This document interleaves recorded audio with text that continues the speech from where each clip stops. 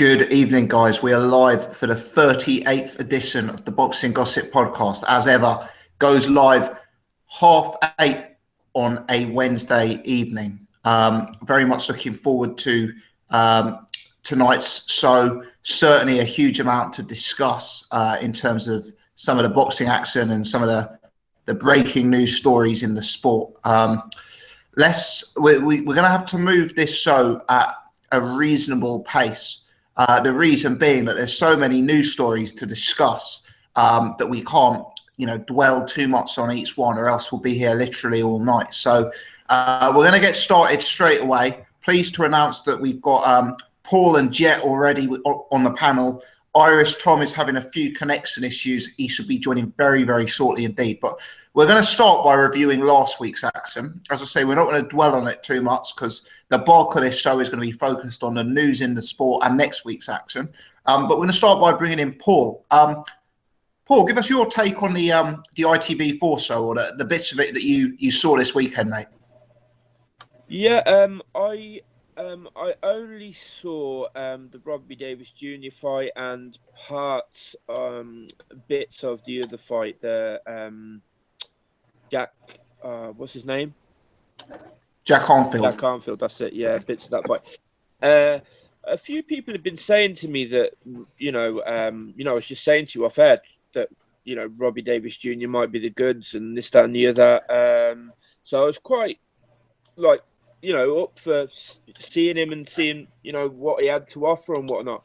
Got to admit, I wasn't impressed with him at all. I thought he just looked very open, caught with some silly stuff, a bit wild, and just generally wasn't overly impressed. I wasn't overly impressed with the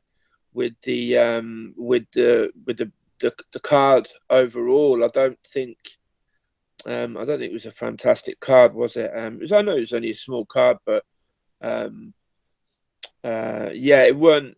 I mean, I think it's good that we're not going to dwell on it too long because I don't think there's that much to say on it. To be honest, it was a bit poor for me. I don't know what you thought. Yeah, I mean, it was small hall boxing. I personally, I'll be completely frank, I didn't realise it was on. When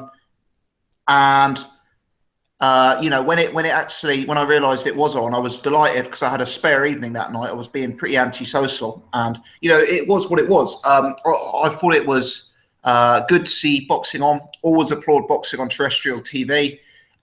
Clearly, the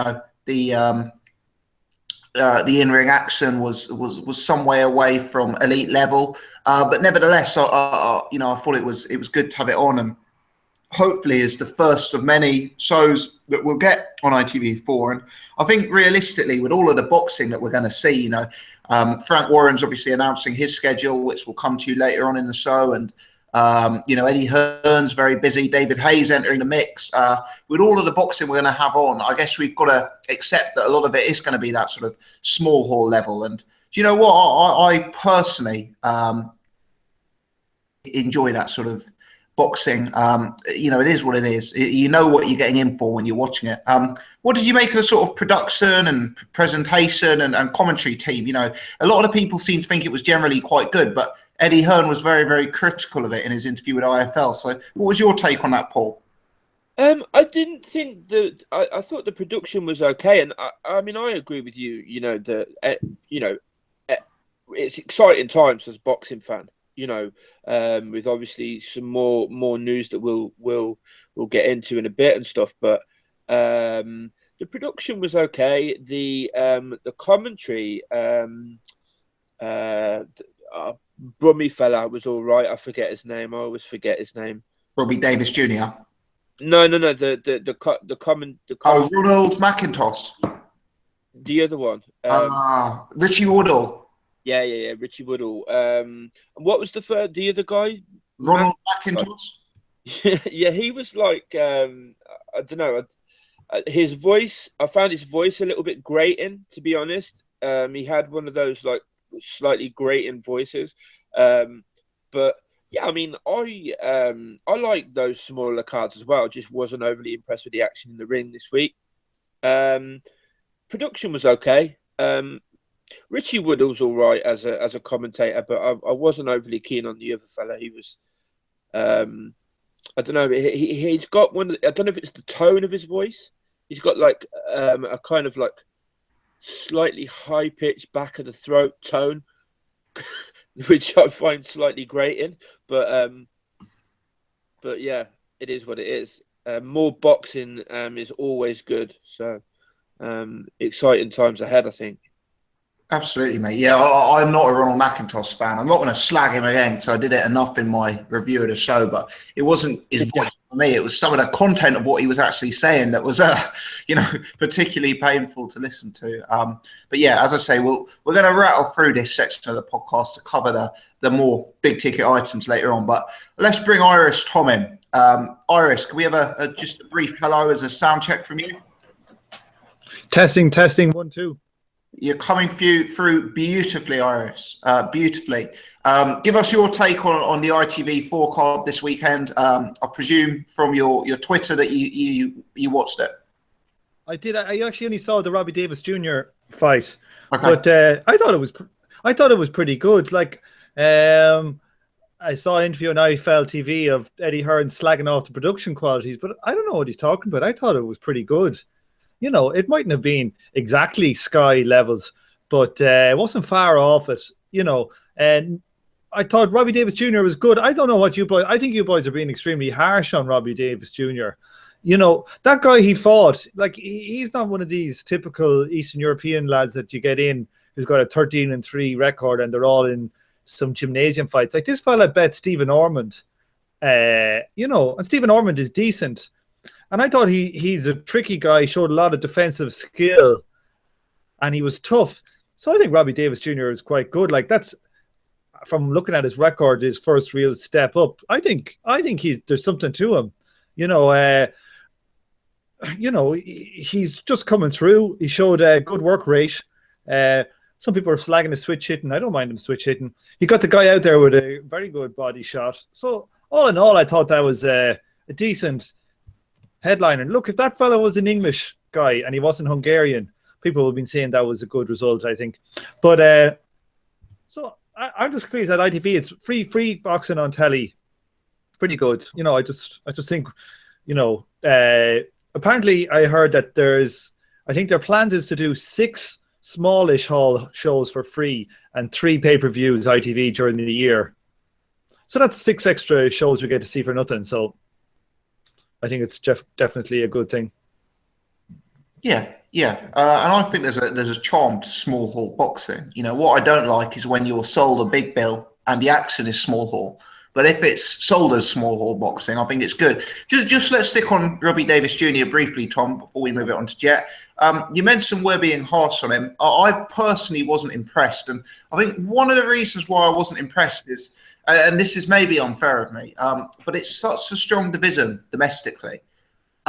It's hard to see him having the upside of several of the names at the top of the division. And you know the guys I'm talking about. I'm not talking about the world level guys at the minute. I'm talking about the Josh Taylors, the Ahara Davies, the Tyrone Nurses of this world. I mean, do you see that Robbie Davis Jr. could potentially mix it up with those boys and maybe nick the odd result? Or do you think he's sort of that class? Because that's where I stand.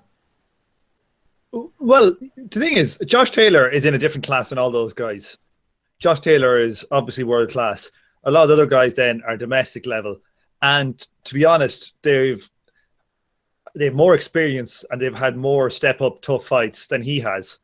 So, you've got to be fair to judging him. It's not like he's got the same number of British title level fights as those other guys. That there was probably a British title level fight equivalent. It's probably his first one. So, you gotta compare like with like. I think he's got the ability to mix it with those guys. I don't think O'Hara Davis is in the same class whatsoever as Josh Taylor. I think O'Hara Davis is a European level fighter. Maybe he'll get lucky and get his hands on a title. But I don't see why Robbie Davis Jr. couldn't win the British title. Absolutely no reason. And sometimes there are these fighters that win British titles and then they go on, like someone like Terry Flanagan. People didn't really expect that much from him, and look how he developed. So I think he's in there in the mix with that division. You know, if you put him in with a Howard Davis, Tyrone Nurse, then I think it'll be a good fight. You know, maybe he's not favourite, but it's a good fight. Okay, cheers, Irish. We'll move it on at a pace tonight because we're going to spend most of the time, focused on next week's fights and the major news in the sport. But let me bring in Jet. Jet, are you there, mate? Yeah. Hello. Am I Hello. through all right? Yeah. First and foremost, coming through loud and clear, mate. First and foremost, did you get to see both fights on the bill? I didn't actually. I didn't watch the Davis fight. I watched some bits and pieces of the Arnfield fight versus. Oh, fantastic! Yeah, because the other two have watched Davis and Arnfield. I actually was quite impressed by Arnfield. Jet, what was your take? Yeah, no, he's a pretty decent fighter. I mean, you know, he gets caught a fair bit, but he's a British level fighter. I mean, he's supposed to be facing Brian Rose next, if I'm correct. That's right. Yeah. So, I think that's a good fight. I mean, Brian Rose is pretty faded, so I think he has a good chance of beating someone like him. He's got a good jab. He's got good fundamental skills. Obviously, against the top sort of level, if you look at the top domestic guys at middleweight, Saunders and Eubank, they're a class above Jack Arnfield. But at sort of domestic level, you know, you have Ryder Etches. I think actually they're fighting at super middle, if I'm correct. Oh, really? Yeah, they're fighting for the IBF International or something like that for one of the super middleweight regional belts. So it should show on BoxRec if you guys check it out. Yeah, but yeah. They're normally middleweight, so you know you could class them. That's got to be bad for John Ryder, hasn't it? Because he's a small guy. Yeah, Etches isn't. I wouldn't say Etches is massive as either. You know, they're pretty small for me. I mean, Arnfield's pretty big. You know, if you kind of pair him against those two guys, he's quite big middleweight. But yeah, I think he's out of the other crop of middleweights. You know, Tommy Langford holds the British belt at the moment. He's by far way better than Tommy Langford.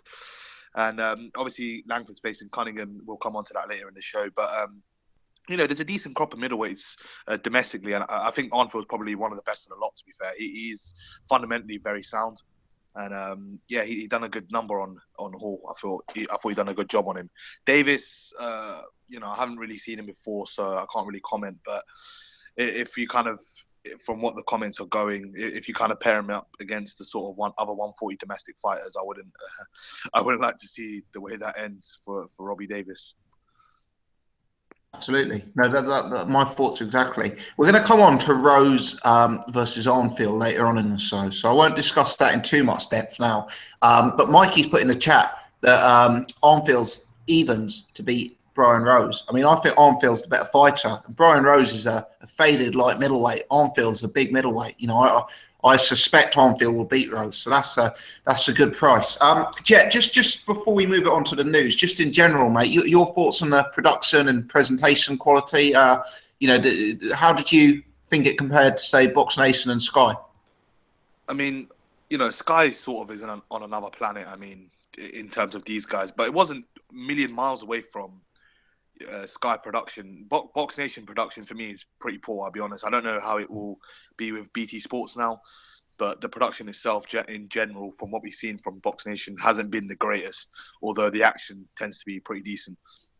So it wasn't too bad for a small hall ITV4 show.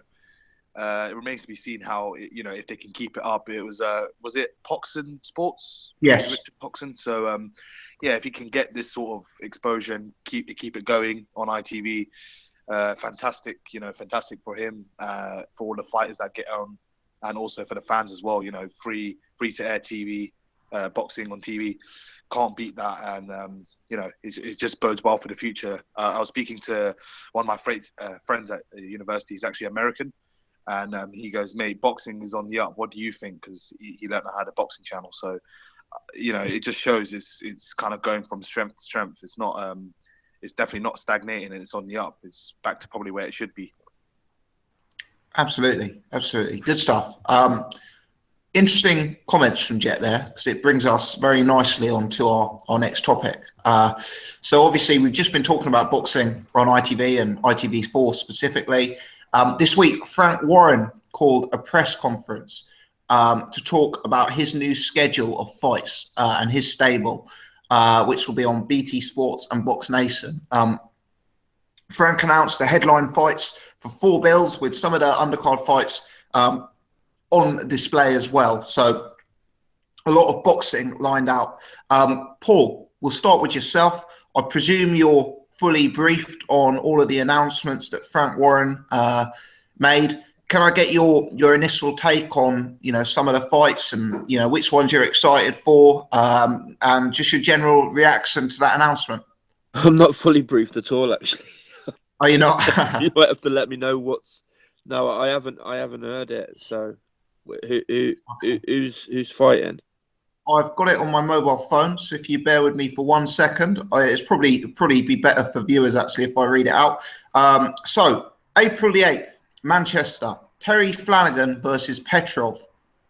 Liam Smith versus Liam Williams. April the 2nd, Leicester Arena, Tommy Langford versus Craig Cunningham, the man who famously beat Agogo. Tyrone Nurse versus Hughes, and Virginder Singh versus Jermaine Smile. May the 6th at the Copper Box in London, Bradley Skeet versus Singleton, and a rematch between Mitchell Smith and Jupp. May 13th at the First Direct Arena in Leeds, Josh Warrington versus Marco McCulloch. Understand Nicola Adams, Olympic gold medalist, is going to be on the undercard. Frank's done a bit of a U-turn and he's now a fan of women's boxing. Obviously, having seen the success that Miss Katie Taylor is having on Sky, I would suggest. But yeah, so Paul, I asked for your initial take. This really is an initial take because I've just read it out there. So what stands out to you there, mate? Liam Williams, Liam Smith, I suppose is the one that stands out there. That's a good fight. Did you say Flanagan against who? Did you say Flanagan's guy's name is Petr Petrov? Now, I did an initial video and I said that's a very disappointing fight. It's not a fight that's going to raise his profile at all. I've never heard of him, to be honest. Yeah, I mean, a lot of the comments on that video said I got that one wrong and said that he's actually a very, very good fighter who's very underrated, and it's going to be probably the toughest fight of Flanagan's career. But regardless, I still stand by my comments that it's not the kind of fight that's going to build his profile like Anthony Croller's profile's been built. It may be that we have to pass to Jet later on, because I'm sure Jet will have been watching Petrov since the amateurs. Yeah, sorry, Jet. No announcements for Billy Joe Saunders or Hughie Fury in the lifts just yet. So hopefully big news for both of those guys to come as well, Paul. You'd imagine so, wouldn't you? Certainly with Billy Joe, you would imagine some sort of announcement. Yeah, well, there's lots of rumours about Billy Joe Golovkin at the minute. So, funnily enough, that's one of the ones we'll come to later on. Okay. Yeah. Liam, is there any other fights there that stood out? You know what I'm like from memory, so really just the Liam Williams, Liam Smith fight.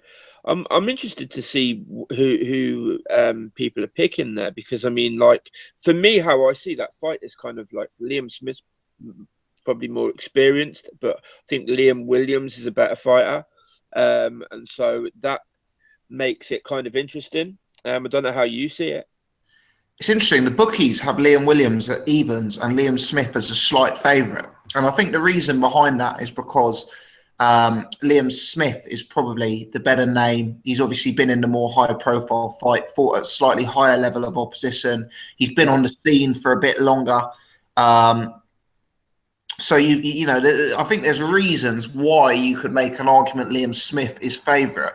I think it's going to be a fantastic fight. These are both guys who bring the action, who come forward, who are aggressive. I just wonder if Liam Williams maybe has the higher upside. If I had a gun to my head, I'd pick Liam Williams. But this is a great fight, and we did see Liam Williams against Gary Corcoran. We did really see Liam Williams negate his skill and get sucked into an absolute war, and that may give the advantage to Liam Smith potentially if something like that happens again. Yeah, true. It's interesting, that's for sure. What was the I can't really think of any of the other ones. No, probably better off going to other people who've had a bit more time to digest those. And absolutely, yeah. We'll come back to you for some of the other news, Paul, in a second. Iris, let's go over to yourself, mate. Your take on this new schedule. It's it's only kind of starting to get off the ground. So, I don't have too many thoughts on it. It's kind of what I would have thought was happening. I think Frank apparently is going to sign your man, the Olympic silver medalist, Joe Joyce. Apparently that's in the works. I don't think people are saying Billy Joe Saunders. Are we going to talk about that Billy Joe Saunders thing? Yes. Saying he's going to be fighting Golovkin in Russia or something, and I don't think that's bullshit. We'll see what happens. But it'll probably be somebody like Lemieux or something like that. But who else? What else is there? Well, I was going to ask you about Josh Warrington and Tyrone Nurse. For me, those are two key litmus tests for Frank Warren and BT Sports. These are guys he's taken away from Eddie Hearn. And for me, the initial fights for both are backward steps. I was disappointed.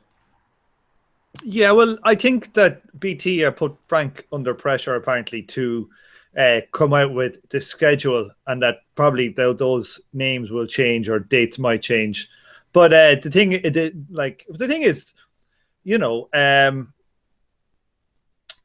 I don't think it's true with Warrington. Like you man, Patrick Hyland is not a good fighter.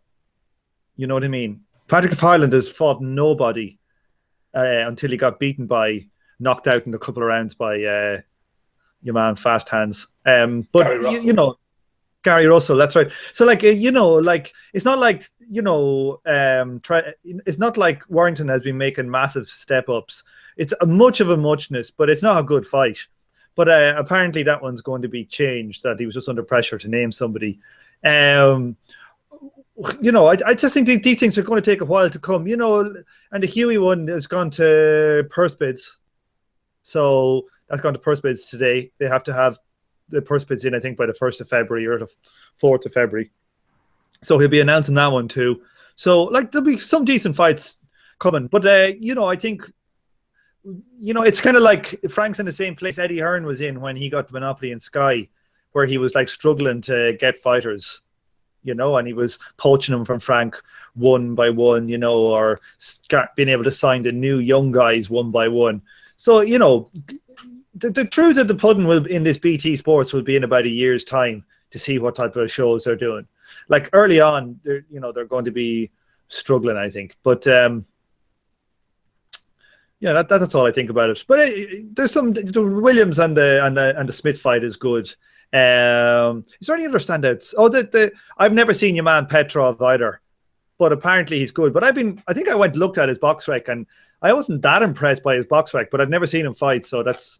No, his boxer really didn't impress me. But the guys who have seen him fight seem to rate him, and they say it's a big, big fight, and it's actually a fight Flanagan could potentially lose. I mean, obviously, I need to check some footage on him before commenting any further on that. But yeah, I'm just looking. Yeah. He lost his Latikanen, and he lost to Maidana, and he lost to some guy called Vitaly Talbert, but that's 2007. But he's pretty old as well. He's 33, and he lost a split decision against another guy, and then he went and defeated him in his return fight. But I don't really see anybody there that I know that I'm looking down through. I don't recognize anybody he's actually beaten. That's the thing. He might be one of these guys who's able to got a chin and can to some people, but he got KO'd in 2011. That's world super light, so that was light welter, and lost on unanimous decision to Latikanen. So who knows? Terry's. I think the thing is that he's supposed to be lined up in June or July or something for. What you call your man who hurt himself on the bike, for Verdejo, or as Frank Warren likes to call him, Trujero. Sure. So he actually called him Trujero. I don't know, what is that? He sounds like he's mixing up with some South American dictator from the 1970s or something. But So another kind of shit. That's kind of a shitty fight for me, But if he gets the bigger fight in the, against Mikey or against Verdejo in the late summer, I'm not going to complain too much. Okay. You always seem a bit more inclined to cut someone slack when their name isn't Eddie Hearn, Tom.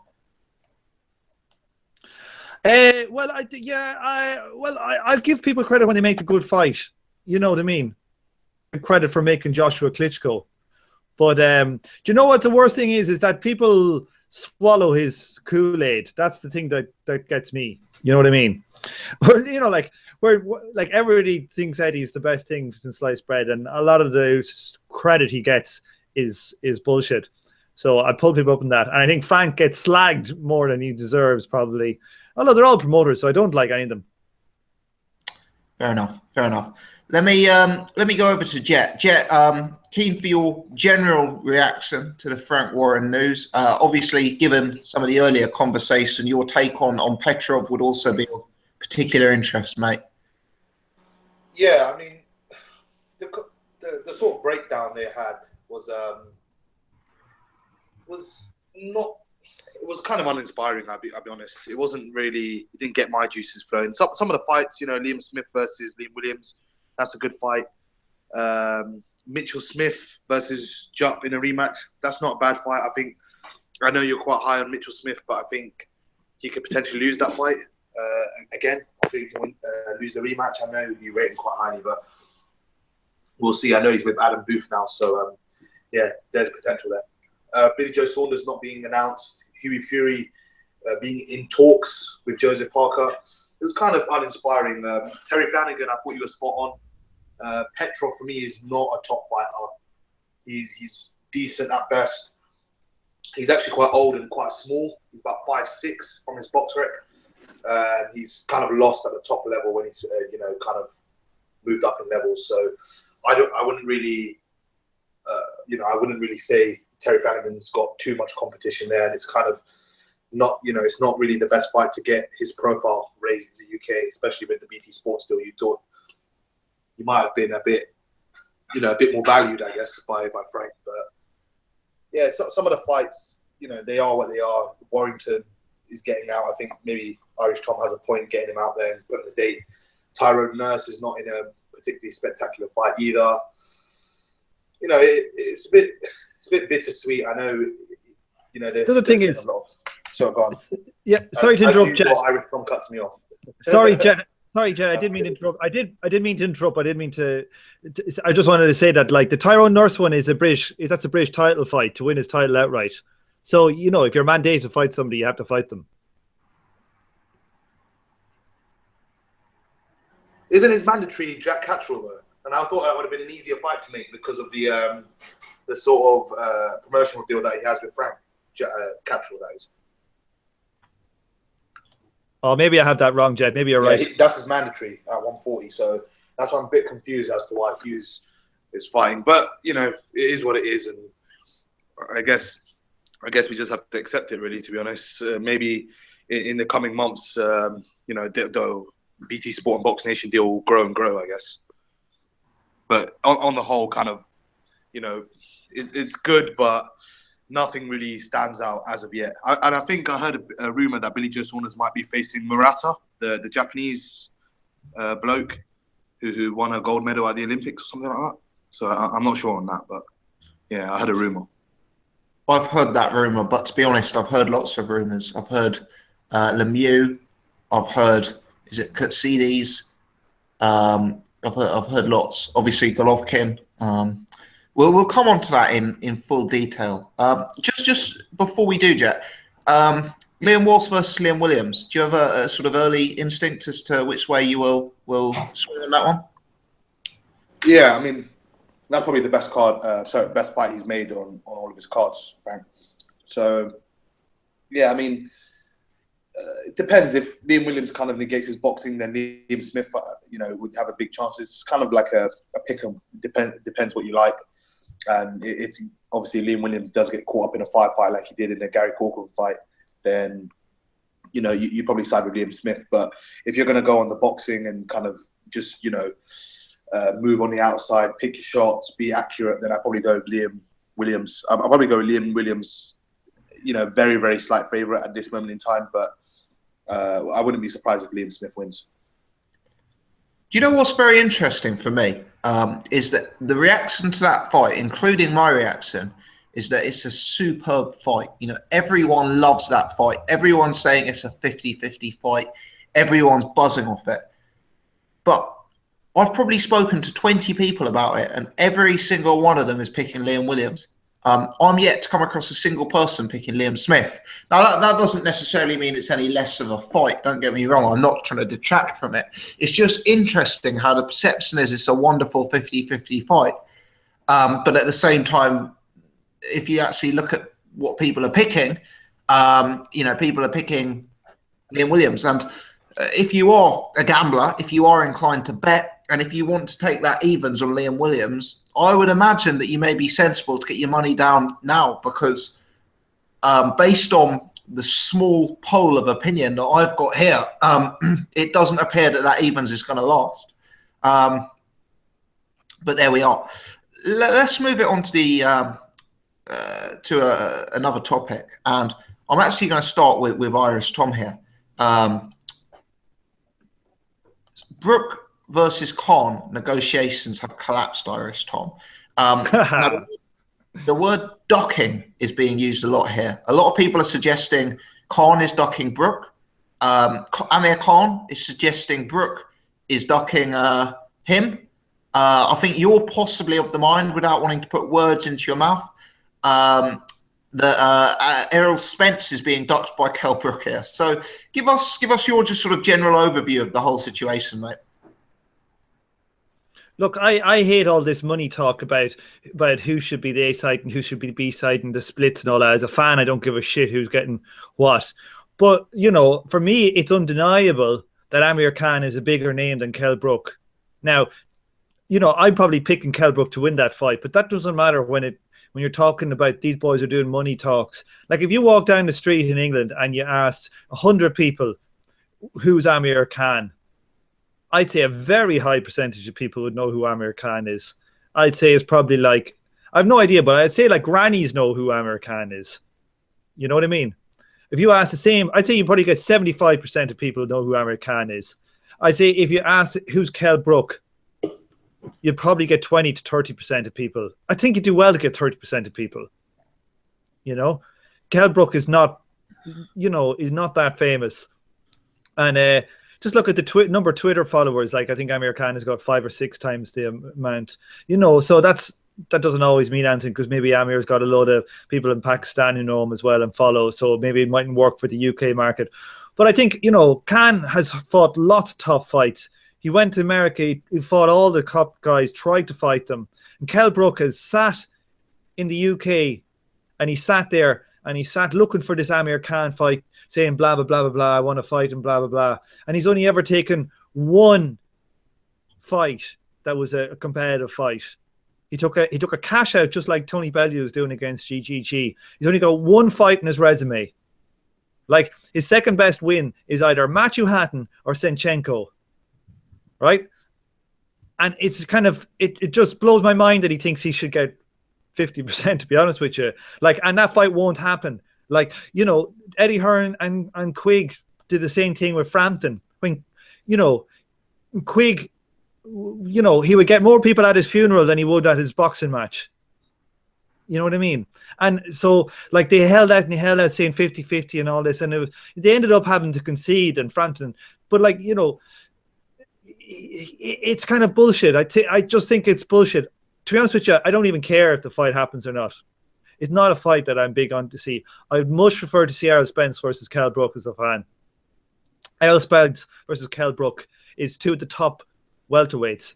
I think Amir is probably a bit shot, and he's probably, you know, his chin is suspect. So, like, I'd much prefer to see Errol Spence versus Kell Brook. And the man who said he'll never give up this belt, he is fighting all these mandatories, it was hard enough to get it.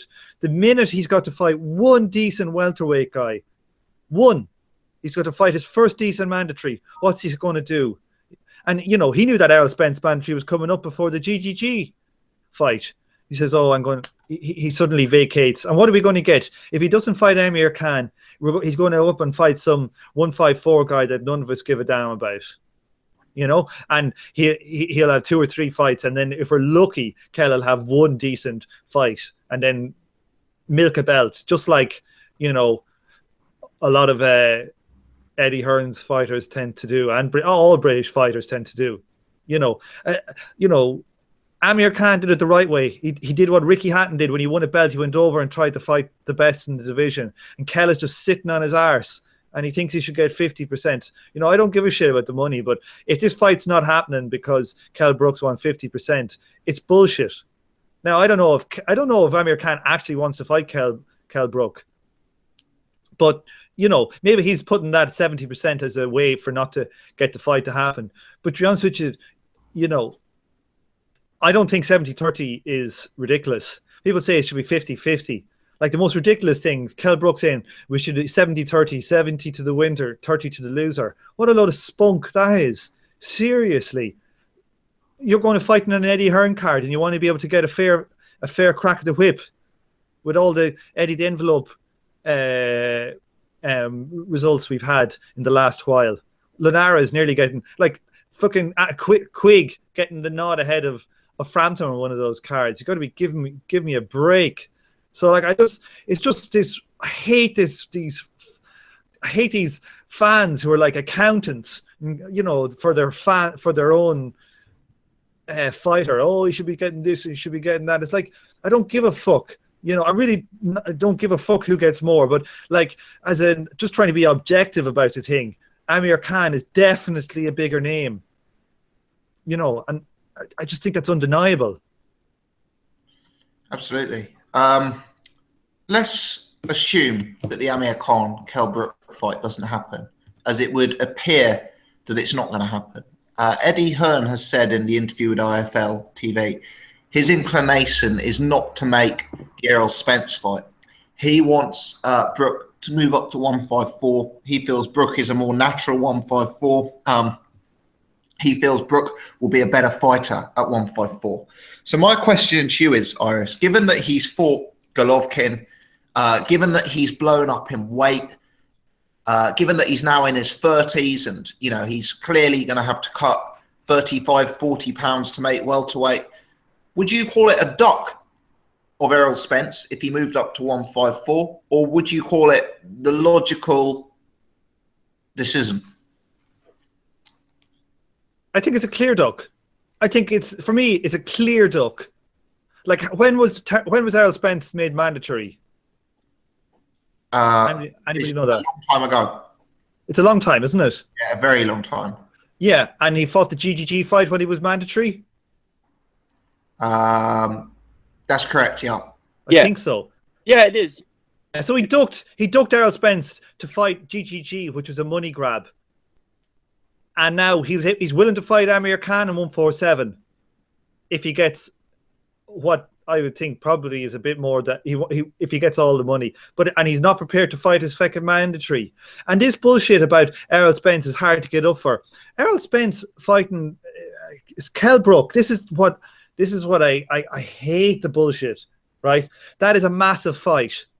If Eddie Hearn is able to tell us that, you know, Joshua versus, or, you know, White or Martin is a massive fight, he's able to sell them as massive fights. Look, that's one of the best welterweight fights in the world, full stop. You know, like I can't think of a better current welterweight fight than that nearly. It's like the number one welterweight fight like I'd like to see at the moment, because we're already getting Danny and the other guy and Thurman. So like to think that he can't sell it and sell 500,000 pay-per-views, it's bullshit. To me, it's just a clear duck, absolute clear duck. And who's he going to go up there and fight at 154? You know, we're going to wait a while because Eddie's not going to ship him around. There's a lot of big guys at 154. Like I don't think I make Kell favourite against. You know, let me just have a look here at the top 154 on BoxRec. Oh, we're here. Oh, I see now. Charlo, like Andrade. I mean, I wouldn't make Kell. I mean, Kell's small compared to any of them. Charlo's are huge. Andrade's big. Here you go. You got Canelo, Lara, Charlo, like Andrade, another Charlo, Austin Trout, J-Rock. You know what I mean? It's you know, Liam Williams. It's hard to make him actually a favourite against any of them, to be honest with you. So I just think there isn't much of a division domestically, is there? I mean, it's not like he can just go and have a massive pay-per-view fight against a UK name in all likelihood. Well, yeah, well, he's not going to. Eddie Hearn will let his smaller guys go over and fight across platforms, but he's not going to let his big names. He's going to keep them on Sky. So he's not going to allow him fight Williams or Smith. So who knows who he's going to fight? Brian Rose. That's a very likely fight. Yeah. You know, someone like Brian Rose is his first fight, and everybody like snore. Another useless Kell Brook fight. A guy with great potential who just sits on his arse in England and comes up with every type of reason not to fight. Look, if I was Kell Brook and I was getting, I don't know how much money he could get for the Amir Khan fight because it's a good one. Like 30% of a lot is better than fuck all. Most of fuck all. You know what I mean? Like if he made, I'm not sure that's how it works, though, Tom. Do you know what I mean? Like, if life was like that, you know, it's like if you went to the restaurant with your missus and the bill was 50 quid, and you said, "Oh, I'll give you 35 quid." They wouldn't think, "Oh, well, it's 35 quid or nothing." You know, 35 quid's a lot of money compared to nothing. I mean, just not sure that's how it works. I don't think that's a great analogy. But no, it's not. No. But like the thing is, that is exactly what happens in all these negotiations between two fighters. They're always jockeying who's the A side versus who's the B side. Yeah, it happens in every single negotiation. Like just like Frampton and Quigg. And for a year, Eddie Hearn was trying to say it was 50-50 because I have Sky, I have a platform. You know, which is bullshit because Quigg, he couldn't, Quigg is just not a name. So it's like Kell is a decent sized name, but he's just not the same as Amir. Like he just isn't. And like Amir's, I think, just a more well known guy. You know, whether I don't make him a favorite. I think he's got a good chance. I don't make him a favorite. But sometimes you just got to swallow it. Like that's just the nature of the business. Like, you know, is Kell just not going to swallow it because it's Amir Khan, or is he not going to swallow it because the only time he ever had to swallow it in his entire career was when he fought Porter as the mandatory? Is he just thinking, I'm never going to be the B-side ever again? You know, it's just kind of bullshit. Like, he's obviously to be the B-side. And, like, he's just going to do it. So he's going to duck Errol Spence or fight, and he's end up going and not fighting Khan to go fight fucking Brian Rose. You know what I mean? Absolutely. Such horseshit. Absolutely. Let's bring Paul in on this topic. Paul, Tom v Brook, Brook v Spence. What's your instinct, mate? Do you think that any of these fights will actually happen? No. I don't, and I haven't for a while. I haven't, and I did even when Eddie Hearn was saying that there's a good chance of it getting made. I didn't think it was going to get made. I think they're both as bad as each other. I kind of agree with Irish, but I think Kell is. I think Amir Khan's definitely the A side. He's definitely the better known name, and.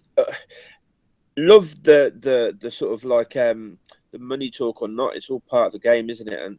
And kind of like, unless you're going to have a situation where it's just a 50-50 split for every fight, you're always going to have a situation where somebody thinks they're the A side and somebody has to get less. I think the fact that Kell Brook is the world champion, if it was to happen at 147, I think the fact that Kell Brook is the champion, and the fact that I think his profile was definitely rose with the Triple G fight.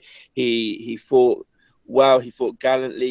He was still on his feet. It's not like he got sparked in the first round. You know what I mean? He was still on his feet, wanting to go. He just couldn't continue. And obviously, as we know, the corner threw the towel in. But I don't think Amir Khan wanted to fight. I think I said this last week or the week before when he was, if you're asked about whether you want a fight with somebody, why are you talking about it's mandatory?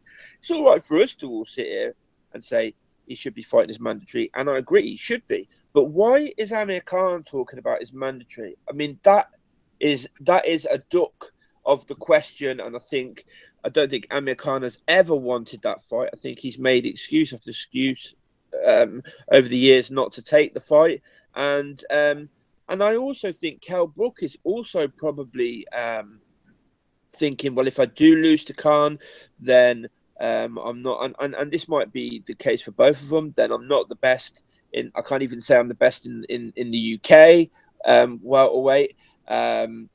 And I also think Brook is ducking Spence as well.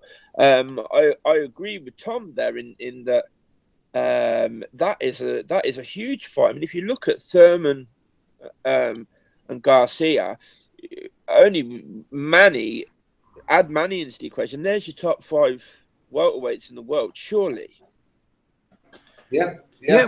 But one thing I'd say about Khan, Duck, and Kell, and I think there might be a part of that as well. But also, like, it's not like Khan has always sought out the top fights. We can't say it about Khan that he's like ducked people, you know. Well, I don't know. Well, but like the thing is, like, you can say, like, you know how this thing can happen is where, like, Khan and Brook have had this rivalry the whole time, and Khan is kind of thinking like, well, fuck you. You want 50%. You don't deserve 50%. You know, you can get it on my terms if you want. You can imagine Khan saying that. But like, just because like Khan kind of bargains hard with the thing doesn't mean he's like ducking Kell. I think, you know, he might be ducking Kell, but I see it more along the lines of like, you know, I'm the A side, you're the B side, you know, and there is this ego shit going on. But I don't think Khan is afraid of fighting. Like, Khan's a warrior. Khan has went and fought like loads of top guys at 140. You know, he never backed down from anyone. He fought Maidana, you know, and he fought, you know. No, Tom, it's very different because for me, this is a domestic grudge match where, do you know the funny thing is, I think in 10 years' time, people won't remember that Amir Khan got knocked out by Danny Garcia. You know, you and I, Mikes, we're hardcore fans, but the average boxing fan won't. But they will remember if he gets knocked out horrifically by Kell Brook at Wembley. As I see it, my personal opinion, I think they're both ducking. I think Amir's definitely ducking Kell. I think it's the biggest fight available to Amir Khan at the minute, and I don't think he wants it. And I think he's pricing himself out to make sure that the fight doesn't happen. And I think that Kell is ducking Spence, but I think Kell is ducking Spence with, let me put it this way. If I was Amir Khan, I'd want the Brook fight. If I was Kell Brook, I'm not sure I'd want the Spence fight. For me, there's a logic and there are at least some mitigating circumstances, largely relating to the weight, as to why he doesn't want the Errol Spence fight. And I'm not sure it's the biggest fight available to Brook, whereas I think the Khan fight is clearly. You know, I think it's going to damage Khan's legacy, this. But on that, I've got to agree with Irish on this. It's with Brook and Spence. I mean, like, if Brook is willing to fight Khan at 147, surely he can fight Spence at 147. I mean, after the Triple G fight, I didn't think I'd ever see Brook at 147 again, to be honest. I mean, he blew up so much and kind of just didn't really think he'd come back down to 147. But if he's gonna come back down to 147 for Khan, Spence is a big fight. Errol Spence, Kell Brook is a big fight as well. It's not as big as the Khan fight, but it's a big fight still. Yeah, it's not that far behind, is it? And it's definitely bigger than anything he's going to get at 154. So, yeah, do you think Kell is going to go in against one of the tough 154 fighters if he's avoiding Errol Spence? No chance. Give me a fucking break. Not a chance. He's going to fight shite. He's going to try and get his hands on the shittiest belt he can and hold it hostage and fight fuck all. You know, and the thing is though, I don't, I can see why maybe Amir is maybe you can make a case from ducking, but when people say Amir, it's a straight out duck, I think that's just wrong. like, because it's not a straight out duck. It's not like Errol Spence is a straight out duck, or Carl Frampton not fighting Rigondo, or Scott Quigg not fighting Rigondo. They're just ducks. They're just straight out ducks. Amir Khan not fighting Kell is not the same thing. You know what I mean? Oh no, I think it is, Tom. I think it is. It is. I mean, what's right? Well, okay. What bigger fight is out there for Amir Khan right now? And what's the decent reason for him not wanting to fight Kell Brook at Wembley Stadium? Correct. Okay. Well, you two are saying that like, let's assume, right, that Amir Khan is ducking, right? Okay. Like, Amir has got options of fighting top fights. He's a mandatory in the WBC. Okay, he's guaranteed the winner of Thurman and Thingy, so he can go that way. Another very big fight. He's already fought by Garcia once. I mean, I don't think. Yeah, but he's looking for that rematch. But I'm just saying that there are other very big fights there, right? That Amir will go towards, right? Where Kell is not going to go towards his other big fight. And the other thing is, right, look, you're saying that Amir Khan is ducking because he's saying 70-30. Right? Like, I can easily as well make the case that's a fair split. I don't like people who are saying that it should be 50-50 or 60-40 or 65-35, whatever. But 50-50, what Eddie Hearn is talking about. Literally, he admitted that. 50-50. Well, that's just a bullshit split. And Amir Khan could never sign up to 50-50 because he's not getting what he should get in that marketplace. And to be honest with you, with this fight, I hope it fucking... Look, Amir Khan does this every single time with Kell Brook. He leads him along because he fucking can't stand him.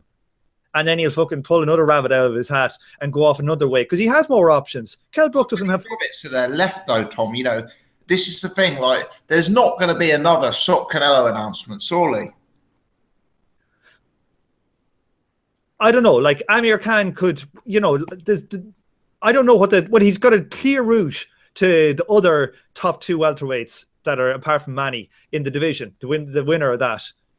That's a clear route to, say, WBC title. That's a unification. That's WBA, isn't it? WBA, WBC. So we've got a clear route to another mega fight in, on PBC or wherever the hell that's going to be. So we've got a clear route to another big fight. Whereas Kell is ducking his other fight.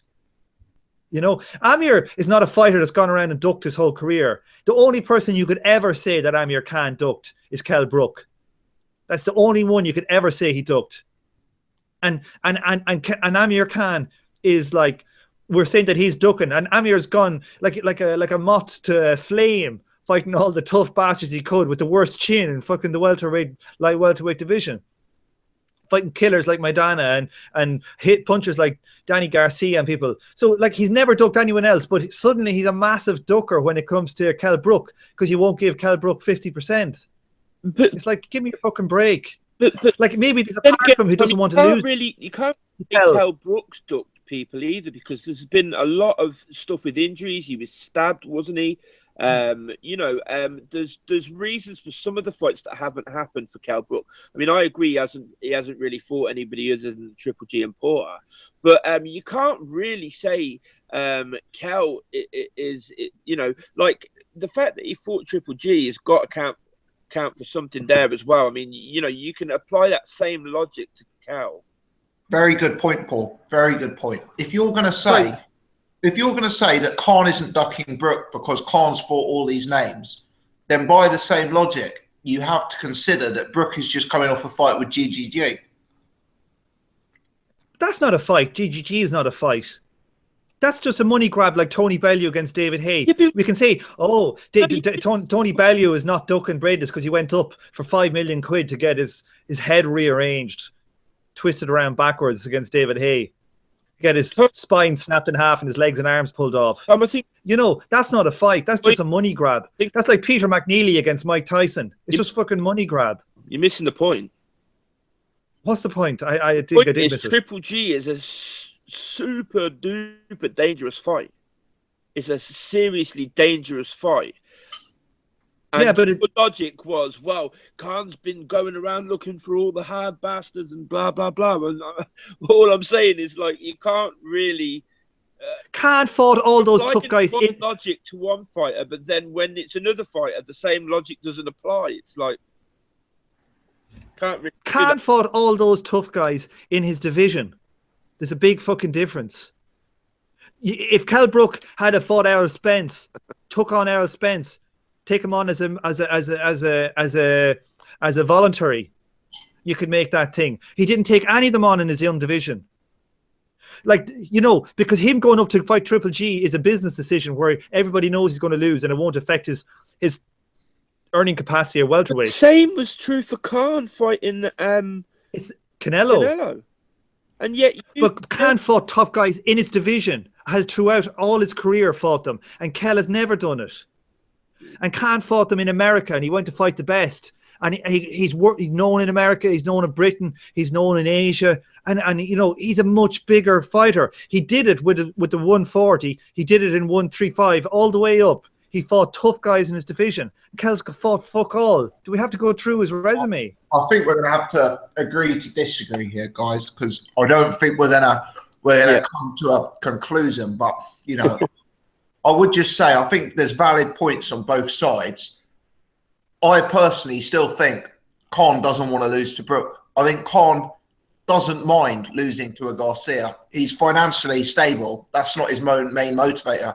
I think he does not want to lose to Kell Brook. Jet, I haven't brought you in for a good while, mate. Do you want to get in on Khan, Brook, Spence? Is there any opinion on that at all in addition, mate?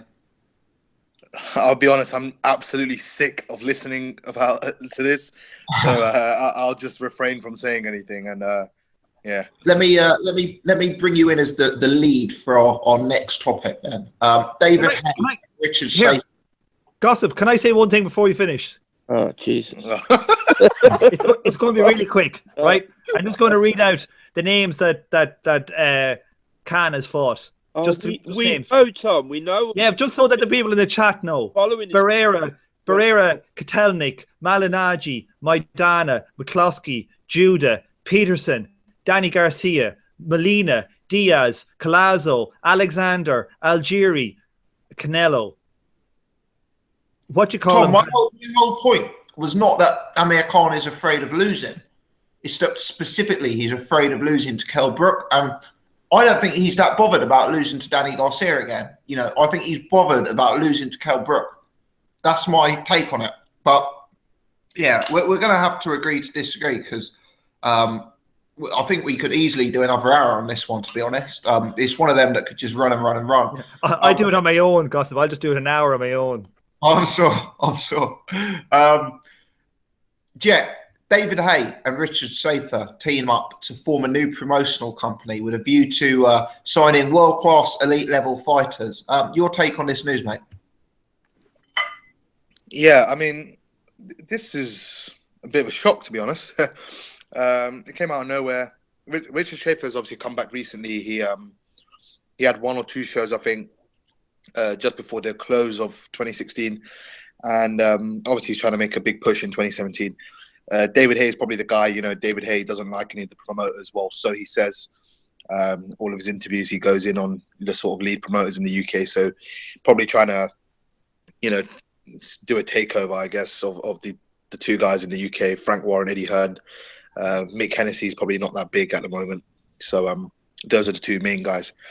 I don't know. It's just it's a bit weird. I don't know where, you know, they said they're going to work with terrestrial TV, but I'm a bit skeptical. You know, David Hay, you know what he does with the undercards and that sort of stuff. He doesn't really put on great entertainment, I guess. With Richard Schaefer, maybe that may change, but I guess we'll wait and see. In your video, you mentioned obviously Haymaker and Ringstar. I think that's the promotional company. They're together, but from what I read, when I mentioned Tony Yoka last week, yeah, he's actually signed exclusively to Richard Schaefer.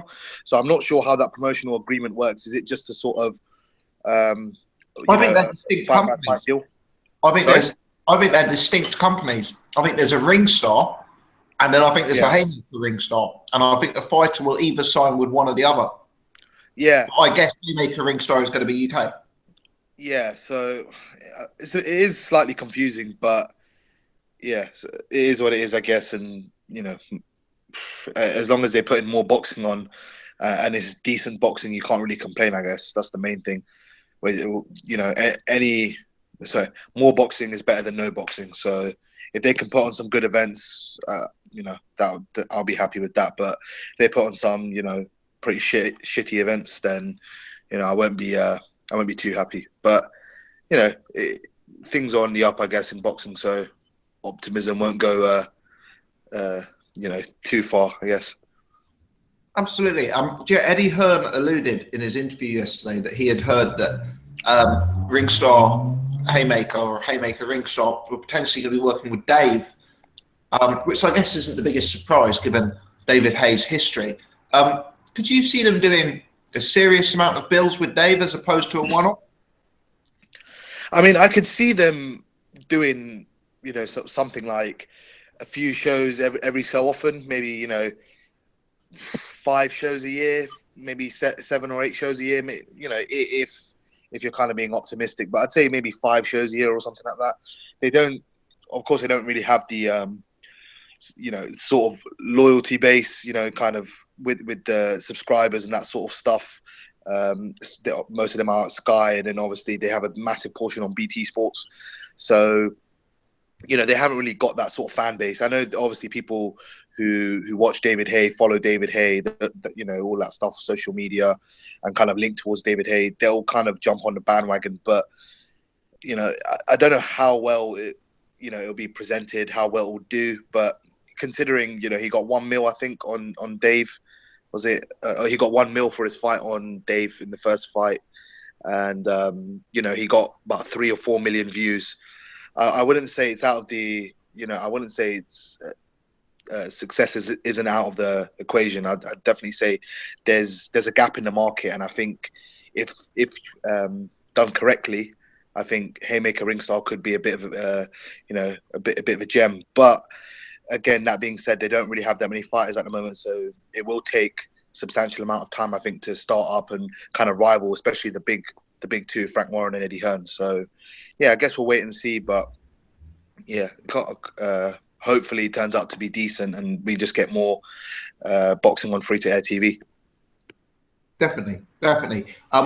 Jet, let's rattle through a few of the fights that have been made.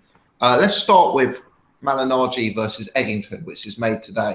I've got to be honest, I'm really looking forward to this one. I think that's a good little fight, and I'll be really interested. Off the back of Eggington's skeet, I would make Malignaggi a huge favourite. But off the back of Eggington versus Gavin, maybe it's a closer matchup. What's your take?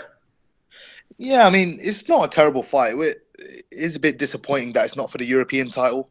It's only for the WBC international title. So, loses a bit of a small shred of credibility, I guess. But, if they want to make the fight, they want to make the fight. So, not a terrible fight whatsoever.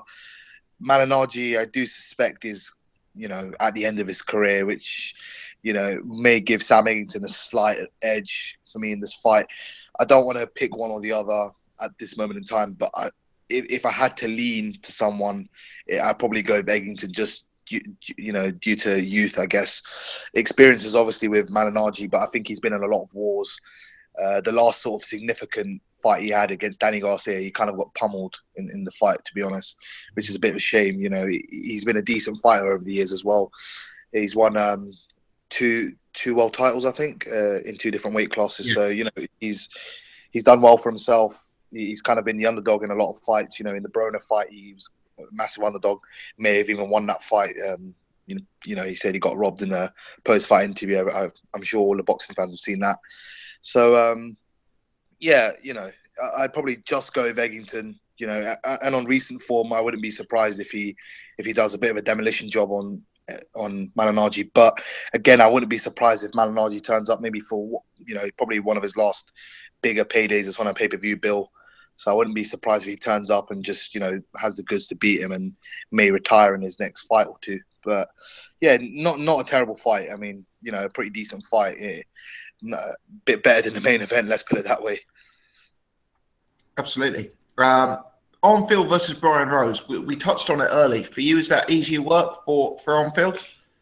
Yeah, I think that's a winnable fight for on-field.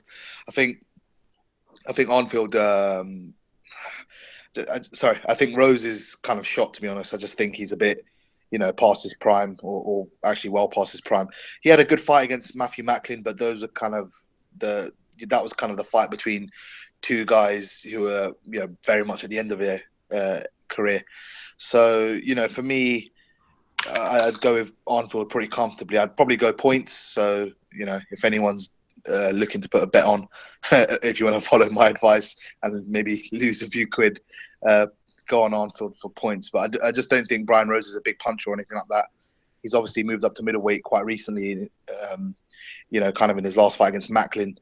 And he's not sort of a natural 160 guy. I think on-field's a fairly sizable 160 fighter, and I think he's got a fair few skills in his locker. So yeah, on-field probably on points for me. Absolutely. And final one, just to throw out there for now, Jet. Sullivan Brewer versus Beterbiev, final eliminator made in the IBF 175-pound division. This Sullivan Brewer is getting a reputation for being a bit of a warrior, I think. Yeah, Barrera's not a bad fighter at all.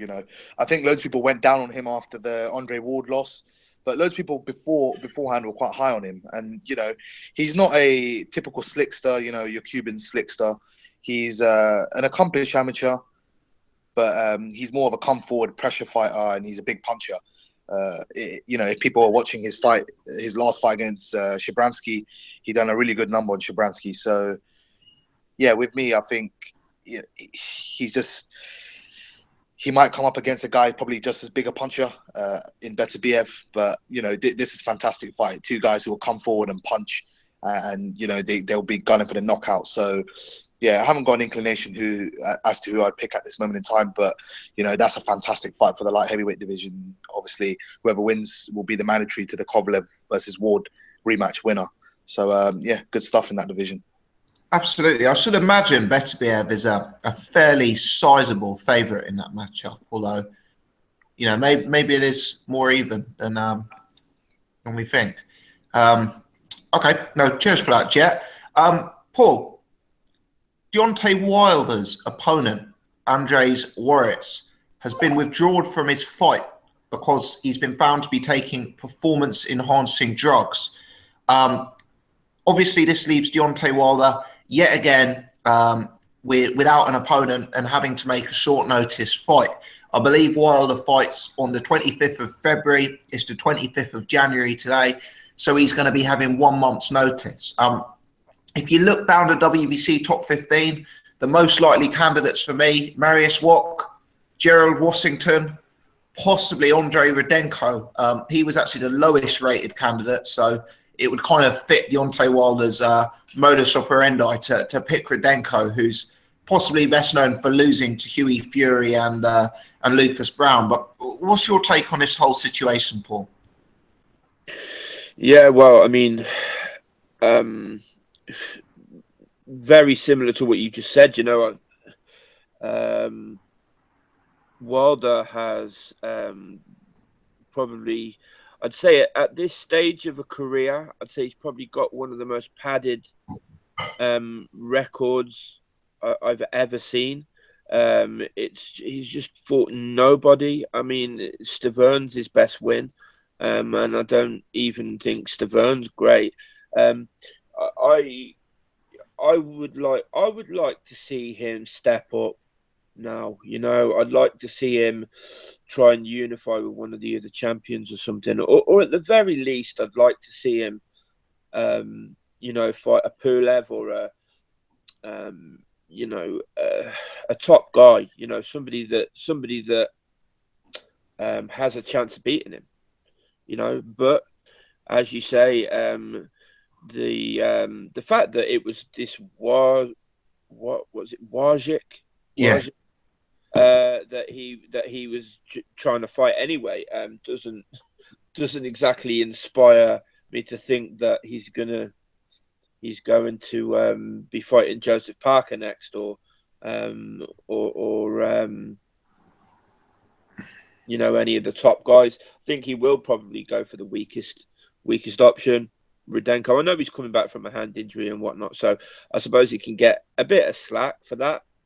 But yeah, it's just it's a shame, because I'd like to see these guys test themselves against each other. I mean, I think Anthony Joshua's kind of like doing it. He's fighting Klitschko. It'd be nice to see some of the other top guys fight each other over the next year or two. So hopefully we'll see that, but I don't think we'll see it anytime soon. I think Wilder versus Rudenko, or Wilder versus the likes of Christian Hamer. I know it won't be Christian Hamer because he's fighting already, but you know, somebody of that ilk, I think is what we'll see. Yeah, I think that's fair enough. If he was prepared to fight Warrits with 10 weeks notice, it's not going to be too good with 4 weeks notice, I guess, is a fair summary. Yeah. Maybe it will be a situation like the French fella that come over and fought in trainers, like, what was it? Oh yeah, Johan Depar. Yeah. It'll probably be another situation like that. The guy will come over without shorts or something, and he'll fight in a pair of jeans or something. God knows. Absolutely. No, cheers, Paul. Tom, I'm going to bring you back in, mate, and I'm going to throw 3 or 4 Eddie Hearn related topics at you in a sort of quick fire fashion. Okay. Number 1, Paul Butler versus Jamie McDonnell. Frank has made an offer. Eddie Hearn said he's inclined to accept it, subject to paperwork. Good fight? Yeah, good fight. I think Jamie McDonnell is a small enough fighter that he's willing to let him go travel. Frank looks like he's put the good money in. BT are probably stumping it up. It looks like it should be a good fight. I think it's, for me, it's a very close fight.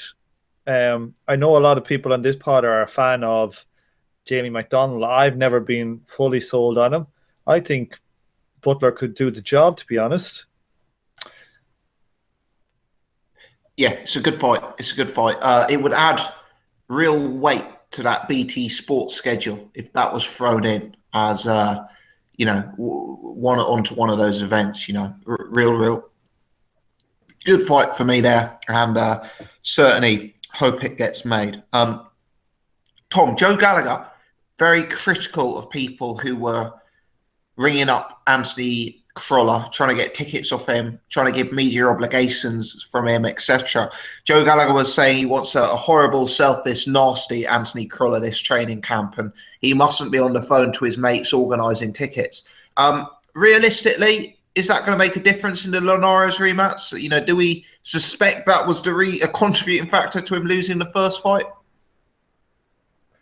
It was, because he had a sore throat the last time when he fought him, and he couldn't do his Manny Pacquiao punches, so it probably affected the result. I'm not 100% sure that answered the question related to ticket sales, but yeah, but you never know. Let me have a look what else I've got down here.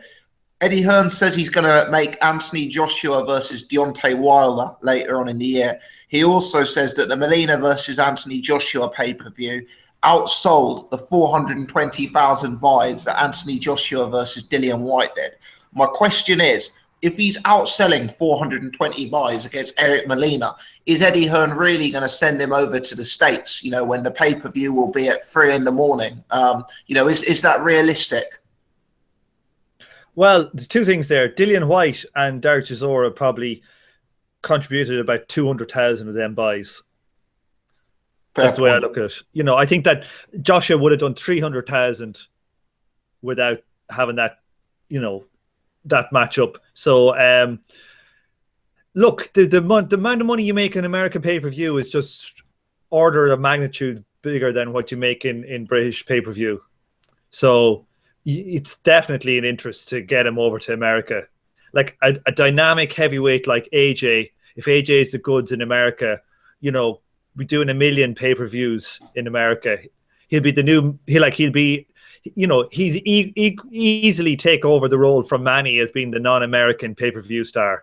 Easy, if he's the truth. So, you know, you do 500,000 buys in America at $60, $80, $100 a pop. You know, it's the equivalent to doing, you know, just a silly number over here, like 2 or 3 million pay-per-views, which is probably, you know, it's never been done. Nothing's ever been close to it here. So I think, like, absolutely, like, you know, remember, like for the big fights, Lennox Lewis sometimes made $100 million and shit like that, you know, and Mike Tyson.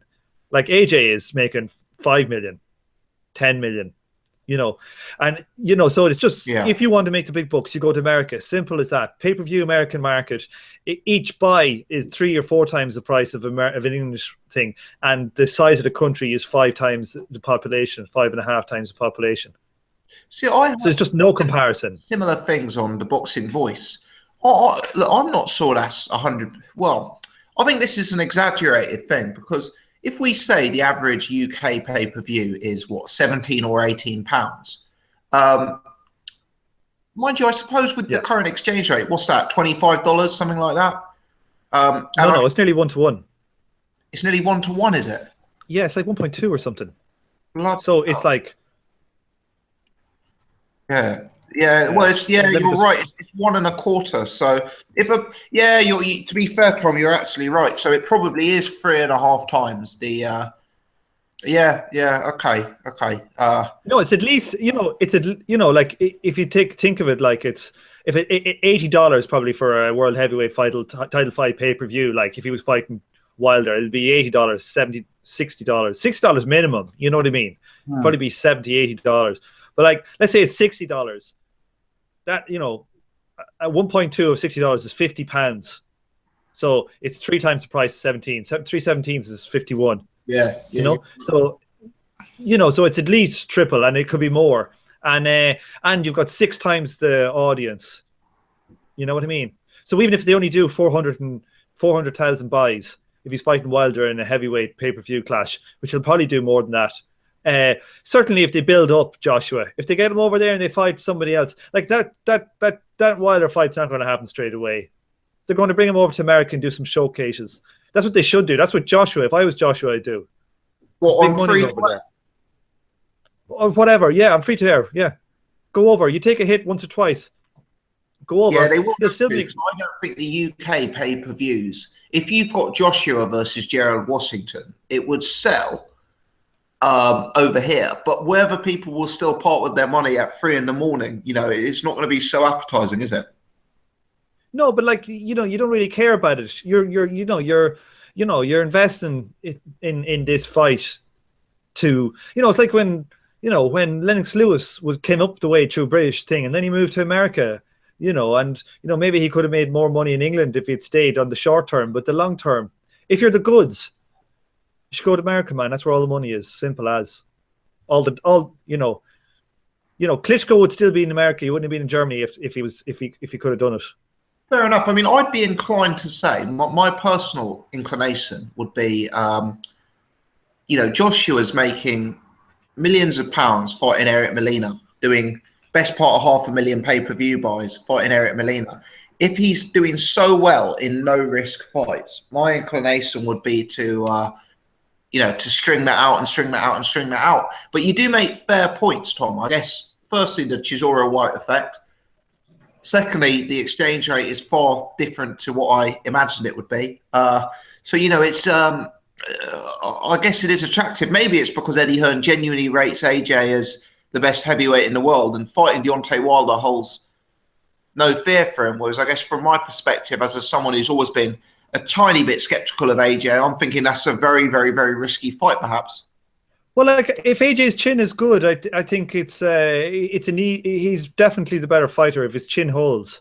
So, like, I have AJ as a favorite in that fight, but you know, there is that question mark when he gets through Vlad with his chin hold up. But so, like, the thing is though, Lennox Lewis made silly money in his career. You know what I mean? Like, an AJ is making very good money, but he's not making Canelo money. You know, No. AJ's not getting anywhere close to what Canelo's getting for fights. I mean, the thing is, we'll almost definitely know a lot more after the Klitschko fight, because unless Klitschko did what he did against Fury, he's inevitably going to land on Joshua at some point. And so I think if Joshua comes out of that fight, you know, kind of like looking good, then I think it's pretty clear that he is the truth. Because really, in all honesty, the only question mark is over the defense and the chin and the stamina and that. And I think that's all. Defense, chin, and stamina. Yeah. Sorry, Paul. No, you were right. So yeah, I think we'll definitely know more after that fight. You know. Well, I think the other thing as well is like what Tom said the last time. I think we're talking about it. Also, like just how he handles being under fire. Yeah. You know, that's in doubt as well. You know, and some lads can crack. They mightn't crack their chin, but they might crack under the pressure. Yeah.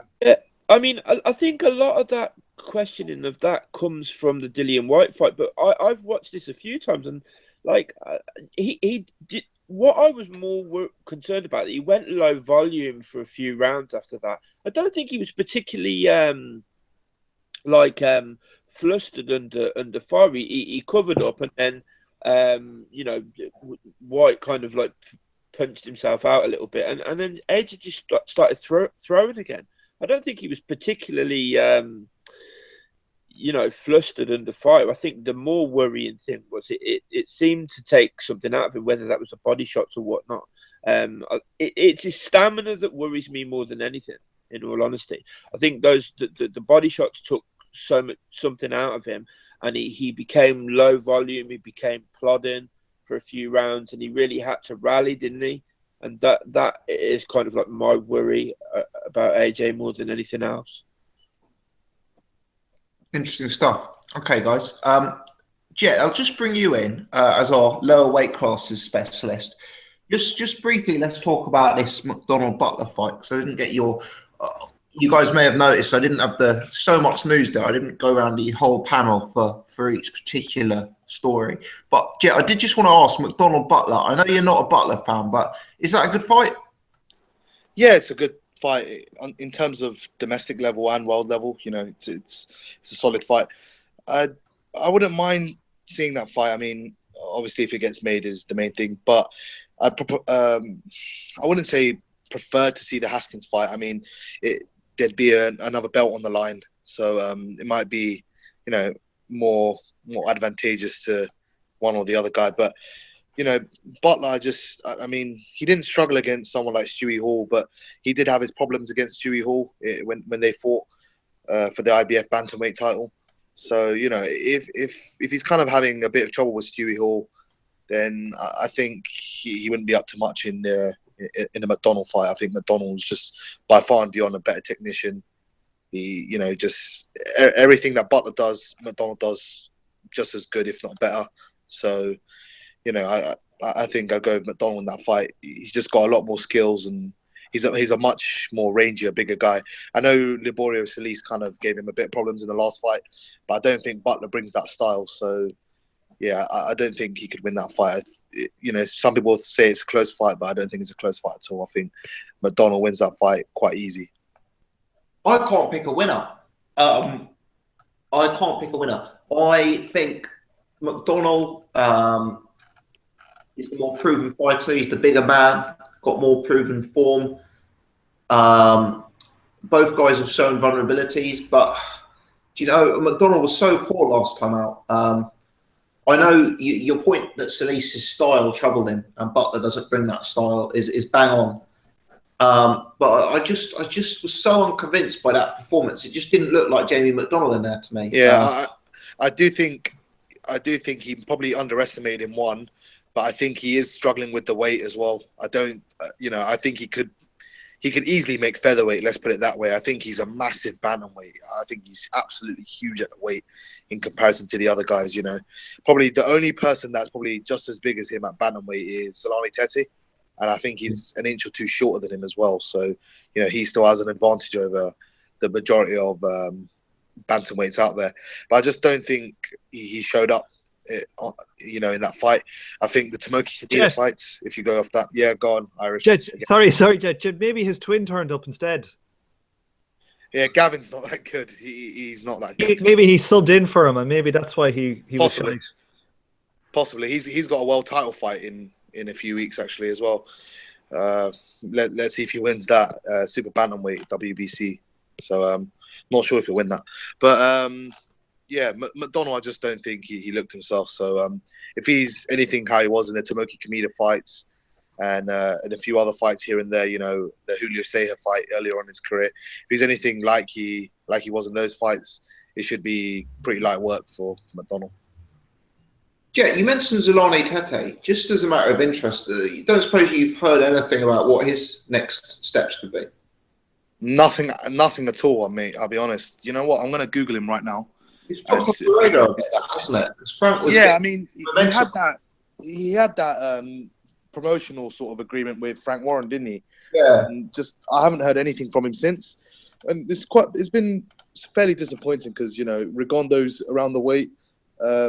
There's a WBO champion. I'm not sure many will know him, but his name is Marlon Tapales. He's a Filipino guy, so he could have faced him if he's willing to travel. Zolani Tete is willing to travel. So it's been a bit of a waste in regards to his career so far. Well, the last year, I'd say. It's been a bit. It's been a bit of a loss.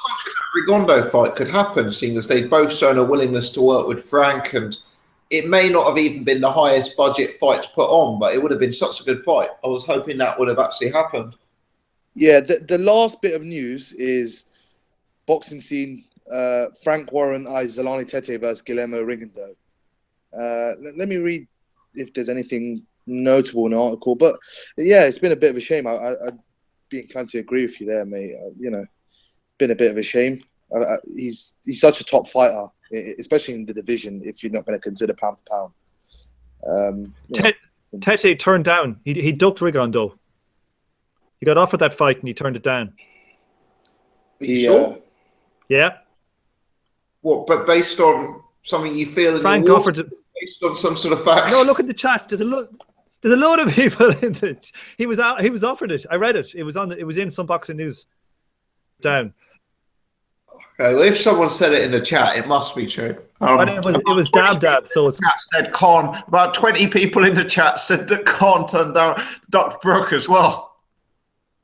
Yeah, so there's some snakes and some snakes in that chat. He said, Frank said, this is what he said. We've got options in 2 divisions, but I'm close to securing him a final eliminator for the WBO bantamweight title. So that's a shot against Tapales. I'm very confident he will regain his world title status this year, and ultimately I want to maneuver him into a fight with Rigondo. That's the level I see him operating at, Warren told an operating broadcaster. So that's the last kind of I've heard of him. So yeah, it's a bit of a shame though. Anyway, he's not been on the radar, so kind of been a loss for the last sort of 6 to 12 months. So hopefully something happens and we get to see him out again soon. Absolutely. Okay. One bit of breaking news for you guys and one final news topic, and then we'll move on to previewing next week's action. Breaking news. It's not massive news, but I think it's a point of interest. ITV have announced that Andre Ward and Lennox Lewis will be covering the Eubank fight and will be whether they're presenting or commentating. I believe Lennox may potentially be a pundit and Andre Ward will potentially be a commentator. But do you know what? More and more is being added to this bill. It really is. I got a tweet earlier from Gosling who said that every time he checks his Twitter, there's the pay-per-view price is down, another fight's been added. Now you've got Andre Ward, now you've got Lennox Lewis. It's it's growing legs. I'll put it that way. I don't particularly think we need a panel reaction to hearing the news that Lennox will be there. As Chris Senior would say, this is the greatest show on earth. So let's leave it at that. Well, here, gossip. Did I hear the rumor correctly that you might be commentating on it as well? No, sadly not. No, Chris gave me a call, but I wanted a 70-30 split of the revenue. Did you want an appearance fee as well? I wanted a guarantee, and we couldn't afford it. So no, sadly, the rumours are unfounded, Iris. But you never know. You never know. With all these promoters doing the rounds, hey, Ringstar. I know that David Hay and Richard Safer are big fans of the channel, so it's only a matter of time. Well, here, Gossip, you should mention my name to Eubank, because I know he does like Irish tones in the commentary. So tell him that if Barry McGuigan can't do it, that I'm available. The problem is Chris Eubank Senior is also a massive fan of the podcast, mate, and has heard some of your previous comments about him. So he's requested Paul rather than yourself, I'm afraid. And I'm afraid Barry McGuigan will be too busy crying when Frampton wins, which he did last time, which was not the best of sights. Let's put it that way. Well, grown men shouldn't be afraid to cry. Indeed. On television. Let's move it on to the final. Most importantly, on television. Sorry, most importantly. No, most importantly on the television. Here, you know that if AJ has to fight Wilder, he'll have to do VADA. Right, moving on. Billy Joe Saunders is currently without an opponent for his next fight. But Billy Joe has said he's going to be fighting the man and that he's going to be travelling to their home country. Rumours are rife that it could be Golovkin. Other people are saying Lemieux. Other people are saying the Japanese middleweight Olympian whose name escapes me. Murata. Murata. There's all sorts of rumours rife. Paul, have you got a sort of initial reaction to this? Like, it all sounds very bizarre, but supposedly some sort of absolute mega fight is about to be announced for Billy Joe Saunders. But it's kind of hard to see with Golovkin and Canelo and Cotto all booked up. Yeah, well, I mean, the man is Golovkin. I mean, that's the only person he's going to be talking about if he's saying the man and going to his home country. Maybe he's making the Golovkin fight for later in the year. I don't know. I very much doubt it. But stranger things have happened. We've just had Khan versus Canelo and Brook versus Triple G. So people shouldn't be hugely surprised by something like this. But yeah, I mean, based on his last performance, I think to be fighting Triple G next would be very surprising and probably not the best plan for Billy Joe. I think Billy Joe at his best, the Billy Joe that beat Mandy Lee, would fare quite well. I don't think he'd beat Triple G, but I think he would fare quite well. I think his movement might give Triple G some problems, but I can't see it. I just can't see it. Ryota Murata, I think, is the Japanese fighter that you guys were talking about. I've not seen much of him, but he looks pretty good. I can't see it being him. I mean, how is he the man? Which man is he like?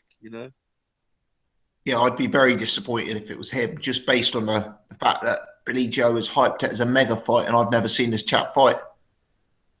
Yeah, I've seen him fight. He's okay, but he's not. You could hardly. I don't think there's any kind of case you could make for him being the man, unless they mean the man in Japan. Indeed, I think the man in Japan is fairly different to being the man. Yeah, I think it is. So, yeah, it's odd, isn't it? Although it does sound good, the man in Japan. There's a certain ring to it. This could be the show name, couldn't it? Tom, have you got any sort of instinct on who it's going to be, mate? No, don't care. Wait till you hear the announcement. Let's not give it any time. Fair enough. Jet, you there, Jet? Yeah, probably don't give it any more airtime than it deserves. It'll probably be one of his mandatories. Canelo's obviously tied up, so it'll probably be the other chap, Kurt Zide. So it'll probably be him, most likely. Yeah, that would be another disappointing fight as far as I'm concerned. Yeah. I'm not saying these are actually bad fights, don't get me wrong, but given yet again, it's all this talk about raising expectations to one level and then delivering on another level. It's just poor practice. Okay, let's move it on, because we're overrunning here, and there is a truly fantastic bill on next weekend. There's also some other decent fights. There's Anthony Mundine, Danny Green. There's Vasquez versus Collazo, which is a good fight. There's Carlos Takam in action. But there is a truly, truly good bill. Headlined, of course, by the rematch between Carl Frampton and Leo Santa Cruz, with Lee Selby in a world title fight on the undercard. Mikey Garcia versus Zlatikanin as the co-main event. That's a truly excellent fight. And our very own Josh Taylor, one of the prospects, the best prospects in the world as far as I'm concerned, on the undercard, making his Vegas debut.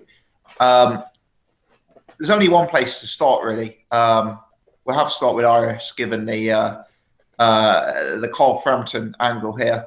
Iris, I presume you're absolutely buzzing for this card, because Frampton and Mikey Garcia, potentially your two favourite fighters. If only Jamie Cox was on the bill as well. I know, yeah. God, I'm just I'm getting an erection thinking of that, Bill. No, Mikey, yeah, Frampton's got to be. That's a good fight. Like, I'm more excited about the Garcia fight, to be honest, because I think that Frampton. I'd be very surprised if it goes the other way. With the Frampton one, I think though everybody should put their money at 13-8 on Frampton on points. Great. There's no reason it will be different to the first fight, because that's kind of my logic on that one. Yeah, like, I think, if anything, I think Frampton, yeah, I think it'll be very similar. I think because, like, if Frampton wanted to, I think he could win this fight really wide. I think he could win it 10-2, 9-3. But I expect the showman, or the kind of the bravado about Frampton, is that he'll probably elect to have a bit of a tear-up at some stage in the fight and probably make it closer than it should be. But I think it should be... I can't see what Leo can bring to it that Carl can't negate. So I expect it to go much the same way. But, Leo Santa Cruz is a tough, he's tough. I don't see Carl knocking him out. He might knock him out. I don't see it. And I certainly don't see Santa Cruz knocking out Frampton. So I think it's, probably going to be a good fight. But a kind of for me personally, I find a bit of a kind of a pointless rematch, because I don't see how it'll change. The Garcia's Latikanen fight, that's the one that I'm really excited for. And if I recall, you think that's going to be fairly, I won't say routine, but you think Garcia's going to win that with a bit in hand? I think Garcia is like an elite fighter. He's coming off a bit of a layoff, and he's making a slightly lower weight than the last time. But I think the last one was at 138 he fought at. But so he's got another 3 pounds to lose here. But I think Garcia is an elite fighter. I think he's pound for pound, like top 5, top 10, if he's, fully back. So I expect him to win. I expect him to win fairly. I expect him to win quite wide, to be honest. I think he'll just completely school Zlatikanen. Do you think there's a fair chance of the stoppage or not? I wouldn't go for I think Zlatikanen's pretty tough. So I don't know. Like, I was looking at Zlatikanen's resume, and he really hasn't beaten anybody, really. Who does Zlatikanen beaten? You know, won't you? I wouldn't know off the top of my head. Jet will know. Burns is probably his main guy on his resume. Yeah. Like, I'm just looking at it here now in Boxer. Let me just... Burns and Petrov. Burns and Red Catch. Yeah, they're probably the main guys. Like... And Burns, he didn't school Burns. I mean, I know he dropped Burns in the first round, didn't he? But it was a close fight against Burns. Quite a close fight, wasn't it? Yeah. Yeah, so like, and I think, look at what Mikey has done to other top fighters, like what I did to Salido, like just or Wanma or any of these guys. He just completely destroyed them. So, like, I think Mikey Garcia is an excellent fighter. I've been going back watching his older fights because I hadn't seen too much of him, and like when he was actually fighting. But I think he's excellent. So I think he'll be able to keep Zlatikanen like on his jab and just putting his 1-2, his right hand straight down the pipe. I expect to see a top performance from Mikey Garcia. Interesting. Just a word on Josh Taylor, Tom. Great experience for him getting out to Vegas with all these big fights, surely, this early on in his career. Yeah, but I don't think it means too much. There's lots of fighters have done it, and you're on so early in the thing, it's kind of irrelevant. There'll be 50 fellas looking at him, so. And what's he's fighting Alfonso Oliveira, a kind of an unknown guy. So he'll kind of mean something. There's a lot of people who had debuts on big Vegas undercards before in the past and never amounted to anything. So it's like fighting first on an AJ card when no one's in there. You know what? I didn't think anyone could possibly react negatively to that news, but Irish Tom never fails. No, but I don't know. What do you do? It's just you're going to be in front of an empty stadium. Unless you're like in the top 5 in the build, there's going to be nobody there. Maybe, yeah. Okay, that's good. Tom, I'm going to come back to you in a bit because I've got a few other supplementary questions. But we got your predictions there. So Frampton to win over Leo Santa Cruz in a similar fight to the first fight, and Mikey Garcia to win wide, possibly on points over Zlatikanen. Paul, let's bring yourself in, mate. Your predictions for the big fights. Yeah, I think Frampton wins again. I mean, I don't see. Santa Cruz is good at what he does, but I don't think he's necessarily very versatile. I think he's quite one-dimensional, and Frampton is a thinker. He sussed him out very quickly in the first fight, and I don't see. I just don't see how it goes any different. I actually wouldn't be surprised if Frampton stopped him. Actually, I think it is probably more likely that it is would be on points, but I wouldn't be surprised if he stopped him with accumulation punching. Was it in the first or the second round of the first fight where he rocked Santa Cruz, and Santa Cruz nearly went down. He sort of like stumbled back. I think if that was to happen early in a round, I think Frampton's got that killer instinct where he wants to dive on him as soon as he hurts him, and I wouldn't be at all surprised if he stopped him. But I'm going to pick him. I'm going to pick him by points. Don't see it going any other way. Garcia Zlatikanen, is it Zlatikanen or Zlatikanen? Yeah. I've seen Zlatikanen a few times. He's also. I mean, one thing he has got is a punch. He hits very, very hard. But I just think he's a bit. He's a bit sort of like his fundamentals aren't great, and I just think he's probably just going to get schooled. To be honest, Mikey Garcia is an elite fighter. It's quite clear. The only thing I'm a little bit worried about with Mikey Garcia is a lot of his wins have been at lower weight classes, and I know he's taller and he's got a longer reach than Zlatikanen, but Zlatikanen just looks stocky. He looks broader to me, and I'm not sure about. I mean, who was Garcia fought that's anything like that size? I think Zlatikanen is probably the sort of the best guy at this weight that Garcia's ever fought. So it'd only be if he got caught with something and can't take it at the weight. That's the only sort of like concern I would have for him. But I think more likely is that he just scores him and wins. So I pick Garcia as well. Points. Interesting stuff. Okay, so Paul and Tom kind of agreeing on both fronts. I must admit, I'm relatively similar actually across the board there. Jet, I know you're a Zlatan fan. Give us your take on those two headline fights, mate. What will you be predicting? Yeah, I mean, I wouldn't say I'm a Zlatan fan, but I do think he's underrated. He definitely got a chance in this fight, a puncher's chance. But it's possible he could box, but I don't think he's got the skills necessary to beat Mikey Garcia. He's a decent fighter, but he's probably one of the best at the weight, to be fair. But Garcia should be able to negate sort of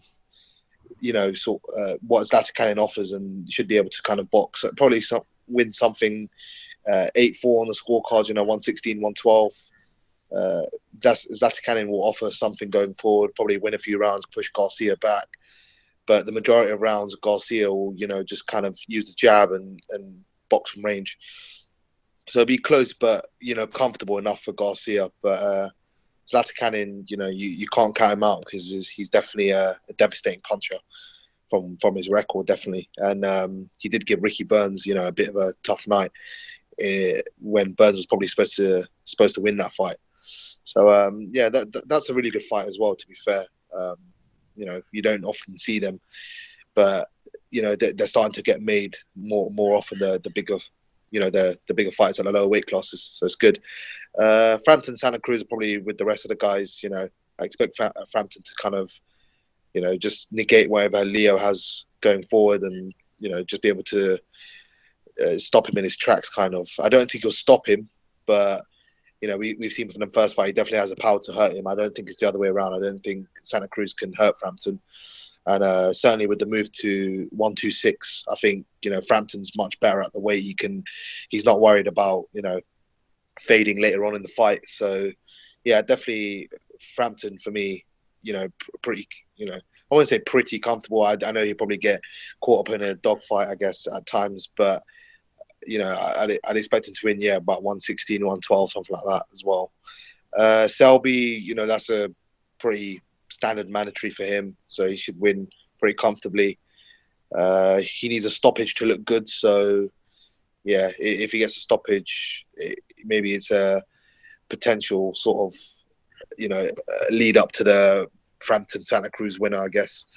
Did you see the photo of Selby and Frampton? Jet, they were with Josh Taylor as well. I haven't. No, I haven't. The size difference between Selby and Frampton is crazy. What is he, about 4 or 5 inches big or something? Yeah. But I mean, I thought 2 weight classes. I didn't think it was Lee Selby because he was wearing a hat, and I thought to myself, like, I was trying to work out what weight division the fighter was in, but then it was definitely Lee Selby. Yeah, I mean, it's huge. I guess Frampton, for me, I always had Frampton as smaller than Quigg, the weight class below. So I guess it's no surprise if he's not the biggest. But he's talking about moving up again. Yeah. It's not all about size, but there comes a time where, you're just too small to be a dominant fighter. Yeah, I know he's obviously spoken about in the last. He spoke about a few weeks ago now. And obviously he said, I'd move up to 130, but that's probably my ceiling. And he does walk around quite heavy. He does walk around closer to the 140-pound limit. So, I wouldn't be surprised. Let's say I wouldn't be surprised to see him at 130. He's obviously said he wants to be, was it Steve Collins, 2-weight world champion? He wants to stand out on his own or something like that.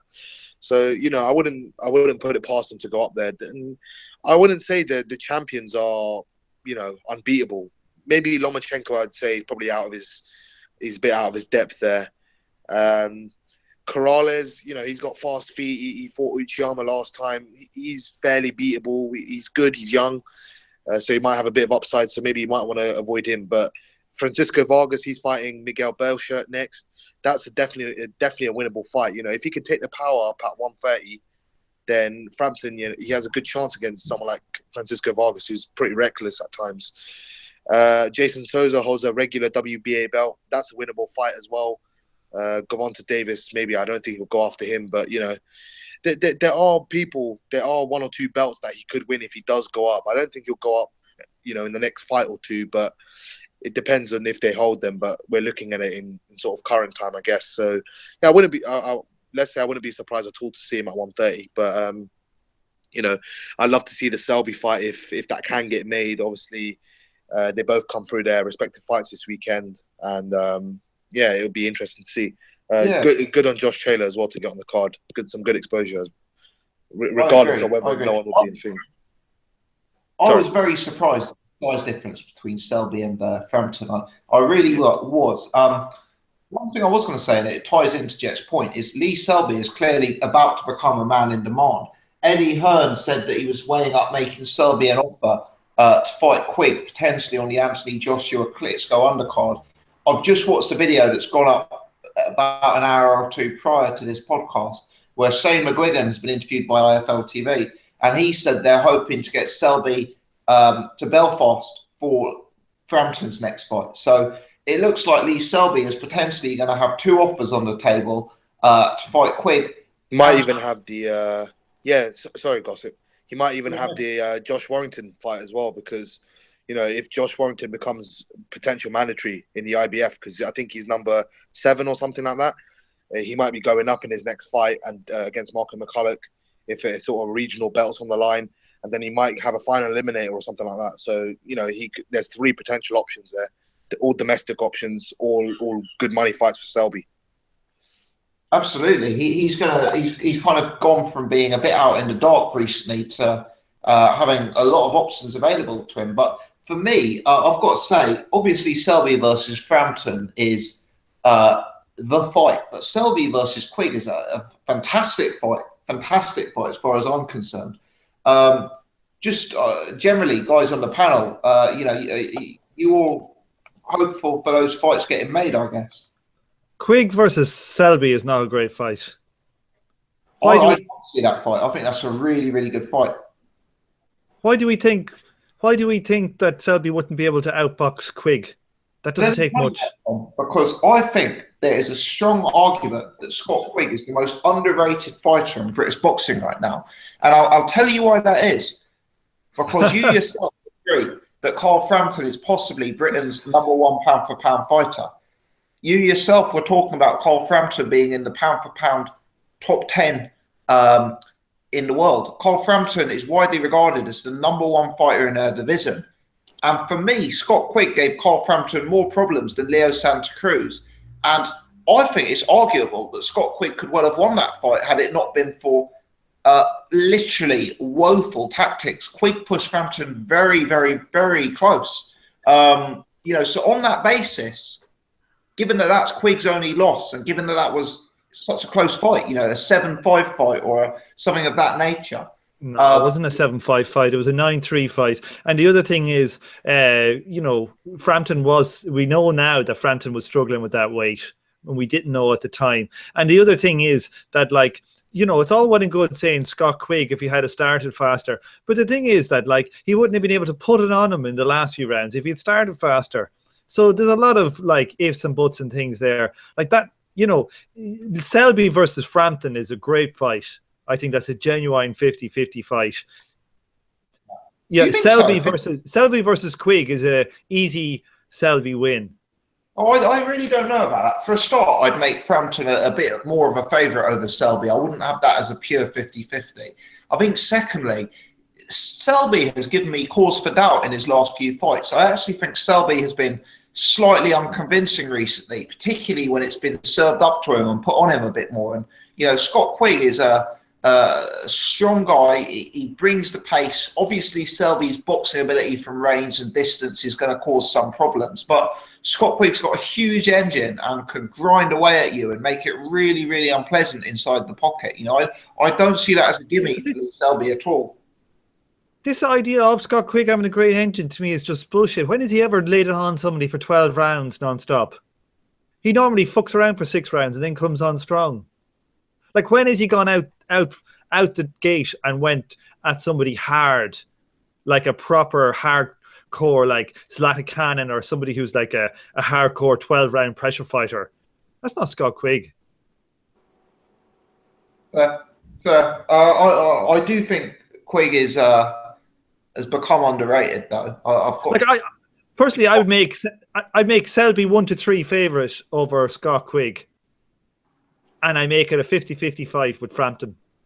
To me, the Frampton fight's a great fight, but I don't think anybody could call Frampton the number 1 in that division because he defeated, Santa Cruz, who had beaten nobody out of that division, only Mares, who's not from that division. So Frampton can't be thought of as a number 1 126 pounder to me. Interesting take. Paul, what about you with Selby? Quigg and Frampton, Warrington as well, like potentially huge options for him. What direction do you think he'll go in? Yeah, I think the Frampton fight is probably the most likely to happen. I think it's probably the most money. I would make Frampton a favourite over Selby. I don't know if Selby Quigg's a 50-50 fight.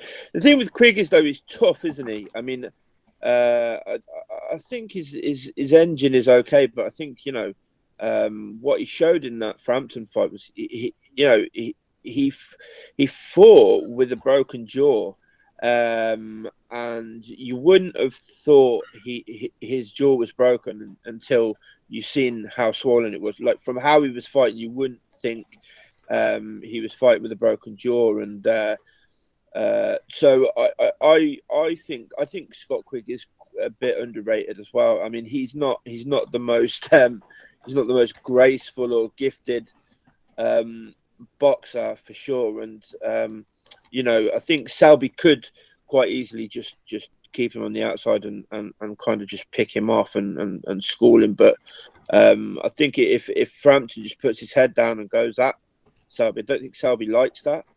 I don't think Selby likes I don't think he likes having it put on him at all. I agree with you, BG. I think he's looked like he hasn't really liked that very much when it's happened in the past. So yeah, I mean, they'd both be good fights. The other question though is, if Frampton Selby were to happen in Belfast, what broadcaster would that be on? Because Selby Quigg would be on ITV pay-per-view. Sorry, would be on Sky pay-per-view at Wembley Stadium on that Joshua Klitschko card. I'm just wondering, like, would it be Box Nation? Would it be ITV? Like, I'm not sure how they'd work it for a Selby versus Frampton fight. I think it'd probably be like you say, Box Nation or someone like that. But I don't think Selby would get much for as much for it on the Joshua Klitschko undercard, because you think of how much money they've got to be paying Joshua. I don't think they're going to want to pay much to the undercard, to be honest. Do you know what I mean? I think that factor that might mean that it's not, they don't get as much as they probably should. Yeah, that, to be fair, that's a very sensible point, actually. I guess when your headline fighters are Joshua and Klitschko, there isn't going to be too much spare change around the event, I guess. Yeah, at Wembley, with the expense that a stadium fight also brings about. I just think that might mean the undercard fighters are going to get a bit of a raw deal, but we'll see. They're both good fights, that's for sure. Absolutely. Yeah, no, I completely agree. Yeah, what direction do you think it will go? So the winners, or yeah, I mean, they're talking about Frampton versus Selby. How realistic it is, it remains to be seen, I guess. Obviously Frampton's with a sort of smaller promoter, Barry McGuigan Cyclone Promotions, so they tend to work with all the sort of broadcasters. Don't be surprised if you see that if that fight does get made, Frampton versus Selby, that could very well be on Sky Sports. The Frampton versus Santa Cruz fight is on Sky Sports, so yeah, I wouldn't be surprised to see it on Sky again. And as a pay-per-view, yeah, I'm not sure pay-per-view fight, but certainly it could be on Sky. I don't know about Box Nation because I don't know what the sort of Selby contract is with Eddie Hearn and Matchroom, if it's a fight to fight or if he signed a sort of short-term deal, long-term deal, 3-fight deal. We don't know. So I guess when we know what deal he's under, it might be might be applicable then to judge what broadcast it might be on, or if it'll be on pay-per-view. The quick fight, I know there's been some feelers sent out recently that, for me, Selby wins that fight with a bit in hand. I think, I understand your point that Quigg might bring the pace and try and, rush Selby and try and go for the KO. But I think Selby's got a bit in hand, to do a job on Quigg. But I do think the sort of fighter to beat Selby is someone who has a similar style to Quigg, but who's going to bring the pace maybe for, the full 12 rounds, be a massive puncher. He's going to really push him back. He's going to have a granite chin. Someone like Quigg, but maybe a bit more, someone a bit better, I think. Quigg is a bit uncultured when punching at times. He's a bit stiff and that sort of stuff, even though he did show bits of head movement and different things in the Frampton fight. But if he fights a similar way that he did against Cayetano, I think he'll probably lose to Selby with a bit in hand. And there's another type of fighter, that beats Selby, is a really slick fighter, someone like an Eric Hunter, but who's someone who's really, really slick.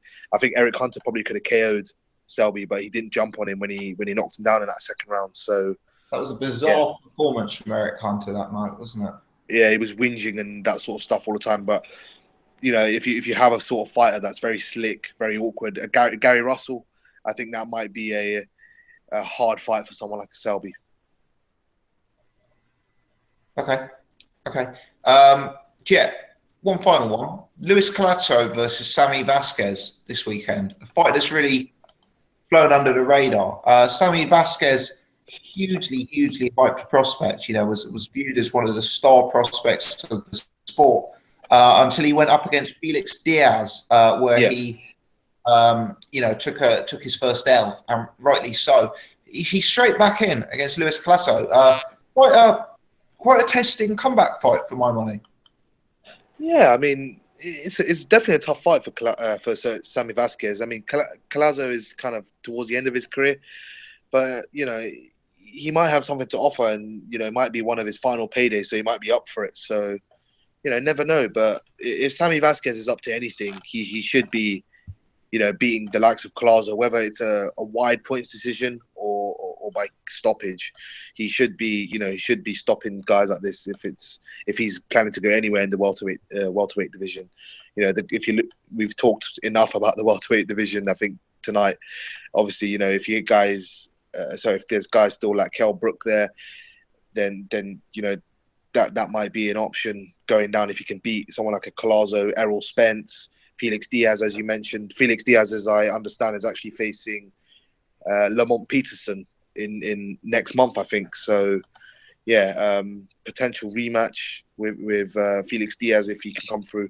Lamont Peterson, Thurman Garcia. There are guys there. Algieri, if he wants to get back in the mix, if he can come through this fight. So, not a bad fight at all, but maybe a tougher than expected fight, I think, for Sammy Vasquez. Yeah, I was just looking at boxer. Calazo hasn't actually fought for 18 months since that somewhat strange fight with Keith Thurman. He's not getting any younger. So maybe Vasquez will look better against him than anticipated, perhaps. Yeah, very possibly. I wouldn't be surprised. Let's say I'd be surprised if he loses, but if he's up to anything whatsoever, then he should get the W against Calazo. Indeed. Great. That brings us to the end of our planned schedule of topics. We've overrun slightly, but that's no bad thing. Let's do a quick whip round the panel. Paul, anything further to comment or anything else to bring up, mate? No, nothing from me. Cheers, Paul. Jet, anything from yourself, mate? No, all good, mate. All good, mate. For the following question, Iris, anything further from yourself, mate?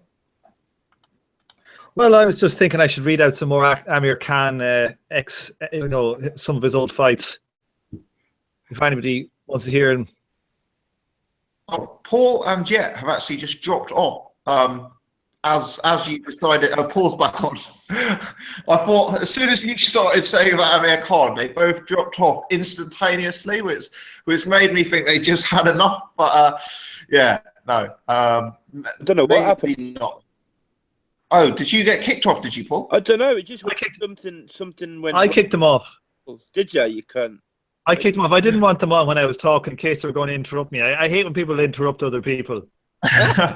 Oh, Jet's back on now. Jet, did you get kicked off, mate, or what happened? It just said an error occurred, so yeah, that's what mine said. Yeah. Oh, okay. That's No what result. I've always called you, Jet. Jet, a mistake. You're an error.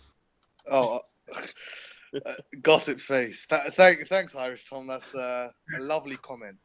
Thank you. Yeah, thankfully I know Jet isn't overly sensitive and isn't going to go and beat himself all up after. But yeah, Tom, anything else boxing related perhaps before we wrap it up for the evening? No. But yeah, no, just looking forward to that's a great card coming up. There's been a couple of really good cards in the US lately, so this is another excellent card. Really looking forward to it. But, I can't be arsed staying up all night for it, but I'll be trying to get some downloads the next day. So if anybody can point me to some good YouTube things, let me know. Right. It's, it's going to be a great weekend. On myself, unfortunately, well, not unfortunately, it's sometimes life is more important than boxing. I've got a few family stuff to attend to this weekend, so I think it's unlikely that I'm going to be able to watch Frampton live. I think it's probably unlikely I'm actually going to be able to check it out till Sunday night. So I will doubtlessly post a video Sunday evening as soon as I'm able to watch it. But yeah, I'm very, very, very much looking forward to it. Obviously, seeing Selby, Josh Taylor on the undercard, Mikey Garcia's Latikanen. It's really going to be a good night's boxing. I want to give a shout out to everyone who's joined us in the chat tonight. The numbers tonight have been very, very high. They've been up around 120 people watching live for large portions of the night. So thanks to everyone who's joined us. We're currently on 60 people hitting the thumbs up button, so I massively, massively appreciate everyone who's taken the time to do that. If you're watching this after it's gone up, please hit the thumbs up button again, so we can spread the channel to a wider audience. Check out Jet's YouTube channel. This is the Boxing Discussions channel, and also if you haven't done so already, please make sure you subscribe to this channel as well, so you can check out all of our other stuff. The podcast will return next Wednesday at 8:30, where hopefully we'll be discussing another great night for Carl Frampton and Josh Taylor and Lee Selby and maybe Mikey Garcia. Lots going on in boxing and enjoying talking about it. But yeah, good evening, guys. Thanks to everyone for tuning in. Before we go, I just want to say shout out to my mate Gordon in Geneva, Switzerland. Just to show we're going international at the minute. My buddy over there is tuning in, so shout out. There you go. Shout out to Gordon. Hope you've enjoyed the show, Gordon. I'm not here. I also I'm going to be going to one of the York Hall shows in February with Boy Jones Jr. If anybody's up for it. And is that the Friday night one? Is it? I think so. Friday 24th, I think.